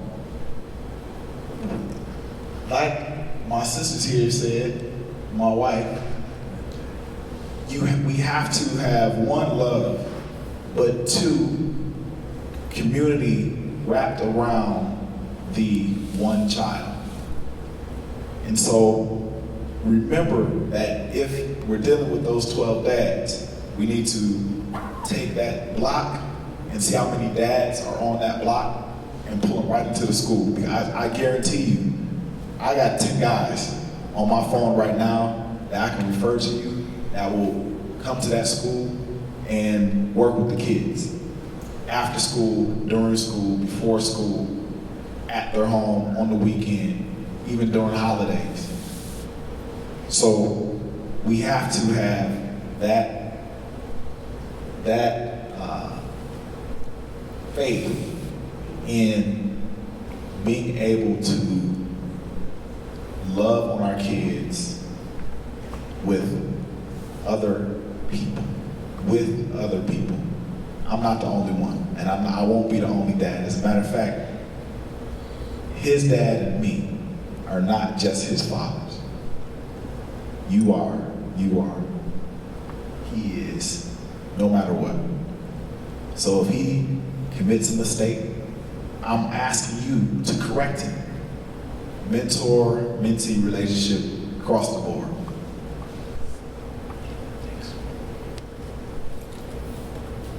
Oh, mine will be quick, promise. At the same time, we need to mentor our young fathers. Now, like I said, I was a third shift lieutenant, which means I have a lot of the younger officers, okay? And anytime one of them came in with a report, okay, they would sit down, and the first thing I would ask them is, all right, how are things? You know, and they would tell me. And sometimes it was just a simple report, like to release a piece of property or whatever, but what it turned into is sometimes a half-hour conversation on what's going on with their lives. But one thing I would always do, okay, and it really didn't matter if it was a father or a mother, but if one of my officers just had a child, I would sit them down and I'm like, okay, so what's the plan? Like what? Like, what's the plan for your kid? You've got to have a plan, and it's got to start now, okay? And going back to the co-parenting, some of them were married, some of them were not, some of them were working things out. And I had one officer, and I had to sit him down, and I said, listen, man, you're a little girl. She's your life now. You understand that? If you want to do this, you want to do that, that's fine, but she has to come first. Now, I could be a lieutenant that's like, okay, here's your property receipt, go on about. Okay, but that was an opportunity for me to invest some time in my officers, to be more than simply their supervisor. And now, am I the perfect person? Absolutely not. But, like I said, I had a choice. I could have gone to administration or whatever. I stayed at the districts because that's where I believe I was needed. I have a great sense of fairness. Okay, if anything else, I'm many things. I'm kind of odd, opinionated, but I'm fair. My officers know what they're going to get from me. Okay? Take people one at a time. At the same time, I work third shift for a reason, okay? And there's a couple St. Jude parents out here that I'm sure you've seen me like this at a basketball game or two, okay? I may not have been very awake while I was there when Hannah was in middle school, okay? But I was there, okay? And that's another thing that I impress upon my officers. Or when they need that day with the family, like I had one of my day shift officers, Bobby Brown. I've known Bobby Brown for 15 years, he's one of my guys. He's like, Lieutenant, my son, and I looked at him, how do you want to take the day, Bob? Holiday off, calm, go be with your boy. So that's when we have an opportunity to mentor our young officers, or in that case, Bobby's actually older than me, allow our friends, employees to be parents. And sometimes things can wait because they need to take care of that. Because if they take care of that, then they can do their other functions. Sorry. So each year we have a fatherhood summit. It's going to be a week from Saturday. We have probably close to 1,000 dads will come. And I tell the same story every year, and I'll share this story with you. Probably many of you probably understand it. I went to St. Sebastian's grade school a million years ago. And that's when they were baby boomers galore. Went to Market High. In those days, they didn't have 2 football teams, they had 1 football team. And I played on the football team at St. Seb's, and I got to Market High. And I had not reached puberty yet. This is my excuse. But all my buddies that I played football with at St. Seb's made the football team. And I got cut. And it was, without a doubt, the worst day of my life. Because all my friends had made it, and this is the first time I got cut. And I went home, and I was terrified to tell my dad. This is the story I tell the father. I was terrified to tell my dad, because my dad was a pretty good athlete and all this stuff, and he would yell at me and all this stuff, and I can tell you to this day where I was standing, where he was standing. When I finally got up the nerve to say, Dad, I got cut from the football team. And I just stood there waiting. And he said, oh, that's okay. And that was it. And I think if you would have asked him the next day, but he said, I don't remember what he said. And here it is, almost 50 years later, I can tell you what my dad said. And I tell that story because I'm talking to all these guys, and I said, you know, it wasn't that my dad, one of the singular moments of my relationship with my dad was not that he took me to a Packer game or hunting or fishing. He was there when I needed him. And that's what you guys can do. And that's the message I try to deliver. That, look, regardless of what the relationship is with the mother of your children, you can be there. You can be there. Now, I say all that, but I'm also mindful of the societal pressures that we have on men. And it's on women too, but it's on men. And I'll just cut to the chase. If I'm a woman and I've got a baby with this guy and he's not putting any money into this, what good are you? What good are you? If you're not supporting the child you brought into this life, what good are you? That I perceive, and I might be wrong, that might be the pressures that the man is feeling.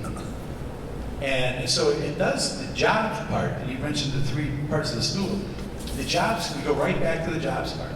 If we don't have jobs for men and women for that matter, but here we're talking about fathers, particularly at the lower end of the socioeconomic scale, what is their value to the family? And so that to me is another reason why we have to have jobs, because we as a society measure our worth oftentimes by whether you're working or not. And so that if you're not working, all sorts of messages are being sent in the family structure or the relationship structure. And so it's why we have to make sure that we have jobs, so that they can, regardless of whether they're in a long-term relationship with the mother, that they can be part of contributing to the sustenance of the kid. I'm going to be extremely brief because I'll never be a father, so I'm not going to talk from that perspective. But I would just like to make the point that just because the family is broken does not mean that that is to make statement with the child. My parents are divorced, and I can honestly tell you today that I think that will make me even more of a better individual. Because even though, especially with my dad, even though he couldn't have gotten along with my mom, even though the marriage didn't work out, even though the family was split apart, even though we went through our hardships, my dad always made something very clear with me. And that was, you will get an education, and you will do well in school, and that is not negotiable. And to this day, I think that's my favorite thing about my dad is, regardless of what was happening in our family, regardless of what was happening with my mom, regardless of what was happening with our money, he always valued education, and he always made that investment in me. Regardless of what had to be paid for, regardless of what expenses we had, he always paid my tuition.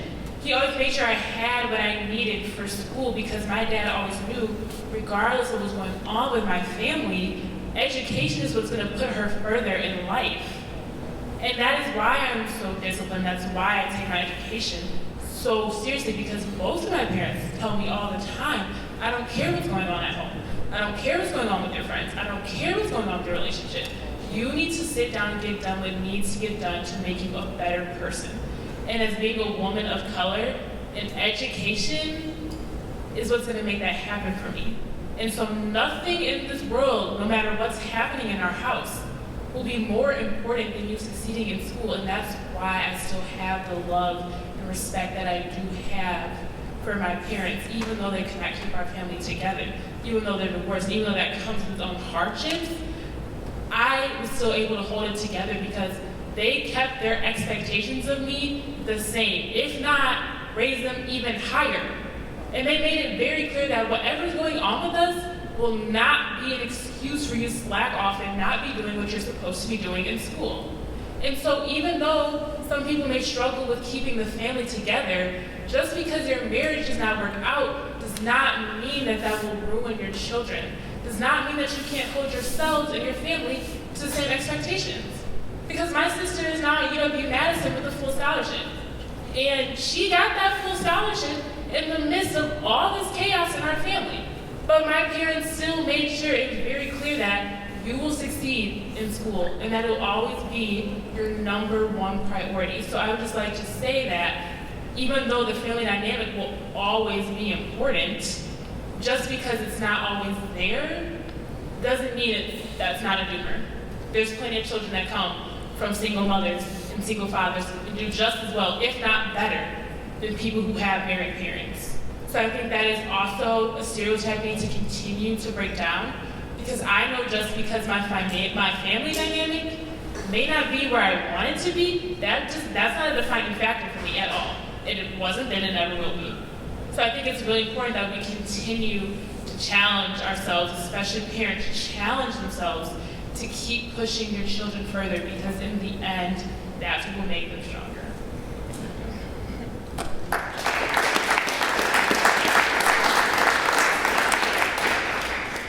Am I wrapping it up? You can't say it much better than Megan has said it. For me, the world's changing around us, right? It's nice to think about Ward and June, but we don't live in the Ward and June world anymore. Right? There are more women working than ever before, and that will continue. Several references to poverty. But what poverty means is that no one comes to parent-teacher conference. Nobody comes. Right? Particularly if you have it on a night they work. Right? So if you are going to encourage families to come and be a part of the school community, you've got to adjust the schedule a little bit. Right? You may have to have more things in Spanish than you had before. Right? You may have to provide food because they have 2 or 3 other kids, and they need some place for those kids to be while you're talking to the teacher about what's going on in the kid's life. And it's not an indictment against anybody in particular. It's just a recognition that the world is changing. There are going to be some families where there are 2 single-sex parents, right? And we've all got to kind of deal with that aspect of life. But the world is changing around us, and we, as a society, have to also recognize that, we've got to adjust the knob a little bit on our screens and be okay with that. We've also got to recognize that some of our fabled institutions may look a little different than they currently do. And I know at the club, for example, in terms of hiring people, historically we have looked for people who, had degrees and done a bunch of different stuff. And what the real secret sauce of the Boys and Girls Club is the relationships that those adults have with kids. And some of those relationships were formed by people who never went to college, may have barely graduated from high school, but they have a love, they have a passion for the young people that are in front of them. And when you hear famous alums of the clubs talk about Boys and Girls Club, it's the relationship they have with the adult.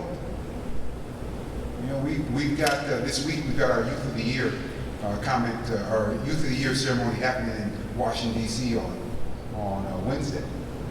Denzel Washington is our MC all the time for this event. And Denzel talks about Billy Taylor. And what Denzel talks about is that Billy Taylor worked at the Mount Vernon Boys and Girls Club. And Billy Taylor was not the guy who taught him how to be an actor. Billy Taylor was the guy who gave him the confidence to want to be an actor. Because you imagine an African-American kid telling his buddies back in 1968, I'm gonna be a movie star, and they're looking at him like, you gotta be out of your mind. Because it's not like it was today, where there's African American on TV all the time. 1968, it was Julia. So, you know, the reality of life is that the world's changing, it's evolving. I'm thrilled that all of you are here tonight, and that all of you are prepared for the change. And quite frankly, the change is here. This is where the change is going to happen. And that's why I'm thrilled that Miranda and all these other kids are here, because they're going to be a part of the change. They're going to lead the change. And that's exciting for me. So thank you again for coming in. That's all I have.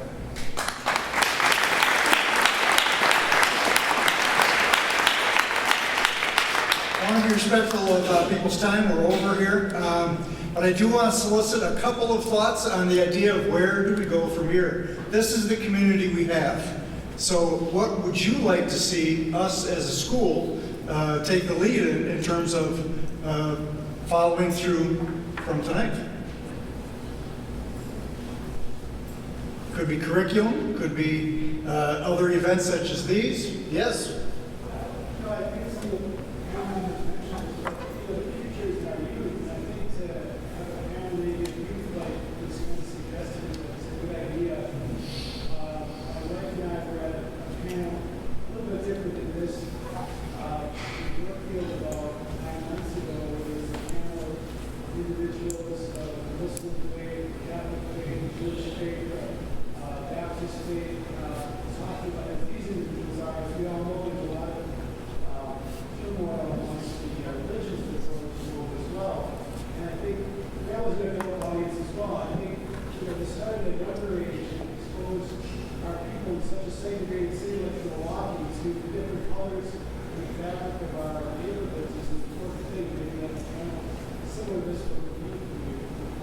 Thank you. Thank you. My name is Mike Bartell, so I can talk to the head of the school about what we could do, maybe.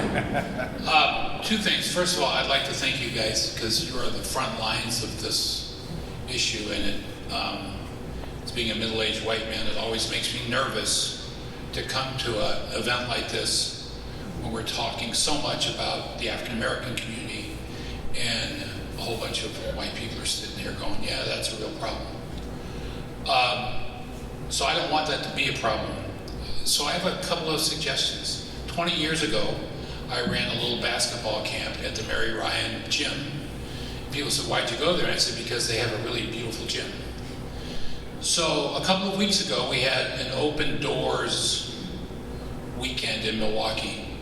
I'd like to suggest that the mayor ask some very important advertising organizations in the city to open the doors of Sherman Park, the police station, the soda place. Somebody said it was the Brooklyn of Milwaukee.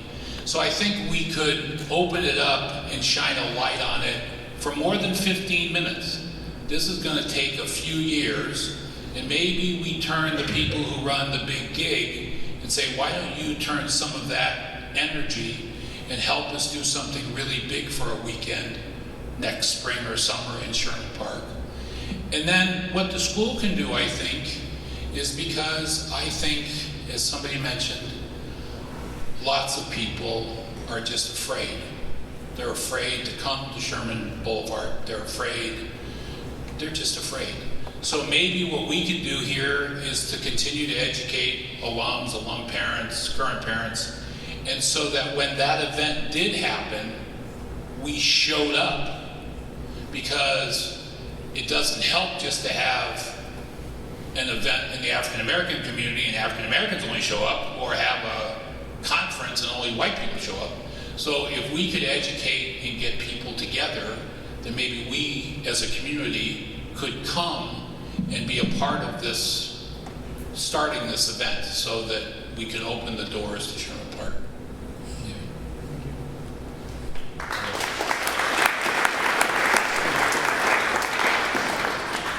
Hi, my name is Liz Dromney. I have a 7th grader who hopefully will come here. There's 4 things that struck me from many of the panelists, one being the individual and the institutional, the other being, or societal, the other being the call to action and the individual commitment. And I think if there's a call to action to each and every individual in this room, it's to committing to do something. And that something could be just as simple as trying to educate yourself on the individual costs of racism for every white person in this room. It doesn't just affect me. It doesn't just affect the black and brown people. It affects you in substantively, psychologically damaging ways, okay? And you need healing just as much as we do, as well as we need collective healing. So start to, commit to learning more about that. I'm an educator. I have lots of resources. I'm always sending articles to people, but there's a lot of resources out there for you to start exploring how you have been infected. Did I say infected? I meant to say affected, but I think infected might be the right word for all of us, right? So that's the first piece. The second piece, the individual call to action, is committing to doing something that takes you out of your comfort zone. For me, that's actually talking about race with the students. I'm a teacher educator, and I've committed to talking about race in my college classes. And it's very difficult, it's very emotional, and I don't know if I'm doing it right, and I'm struggling through it. This is the 2nd semester that I've done it. And I had a student email me, a young white pre-service teacher who's learning to be a special educator, email me and say, thank you for showing your vulnerability, because I can't understand exactly what you're going through and the fears that you have for your son, which I have a 16-year-old black male son.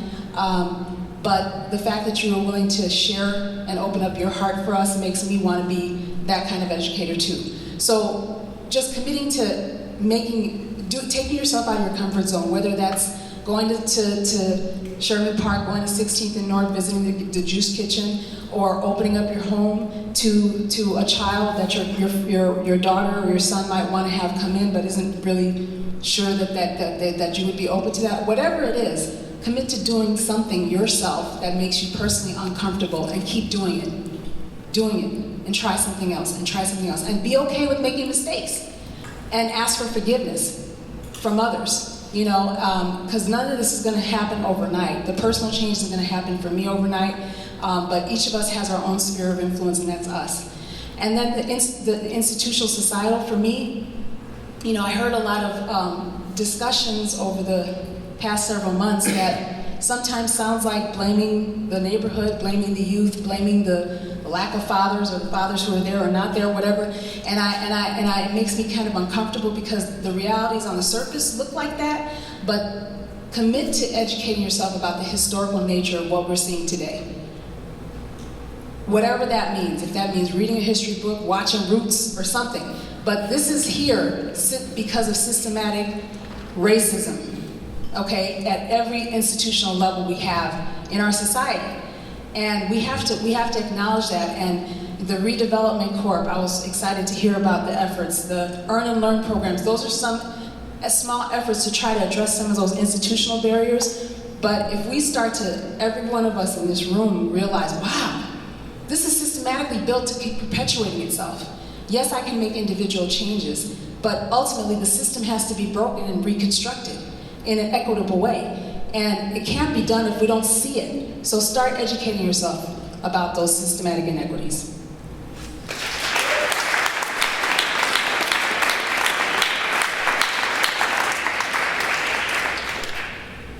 Hi, I'm Maureen O'Boyle, and I'm truly outside of my comfort zone standing in front of a microphone.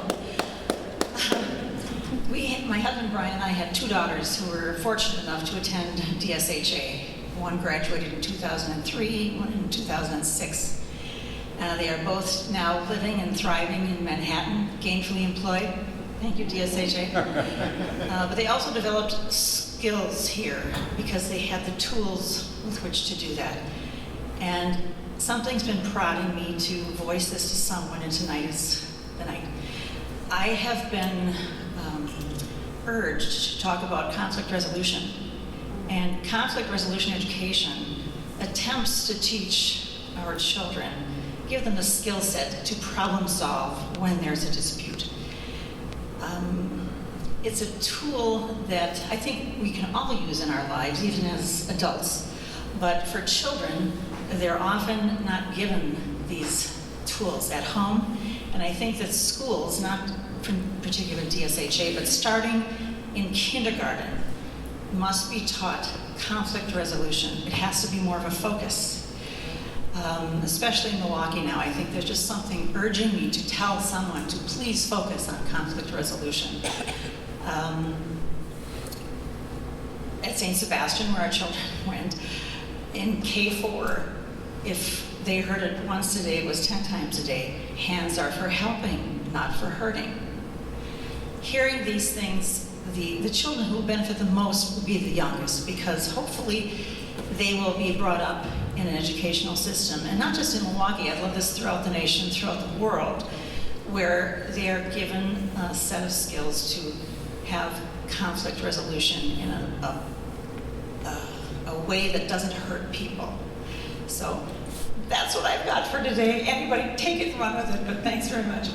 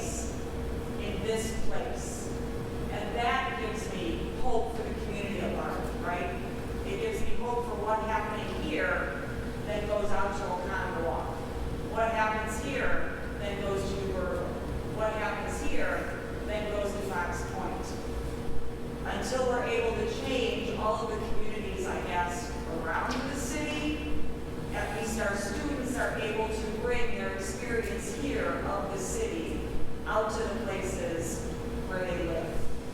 And this is a good thing.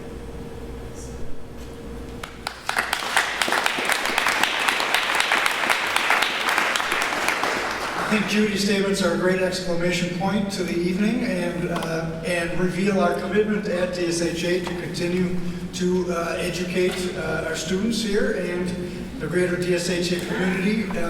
Obviously tonight is only beginning, but I am blown away by what this panel has given us this evening, and am so grateful that DSHA has been able to experience your gift to us this evening. Thank you very much.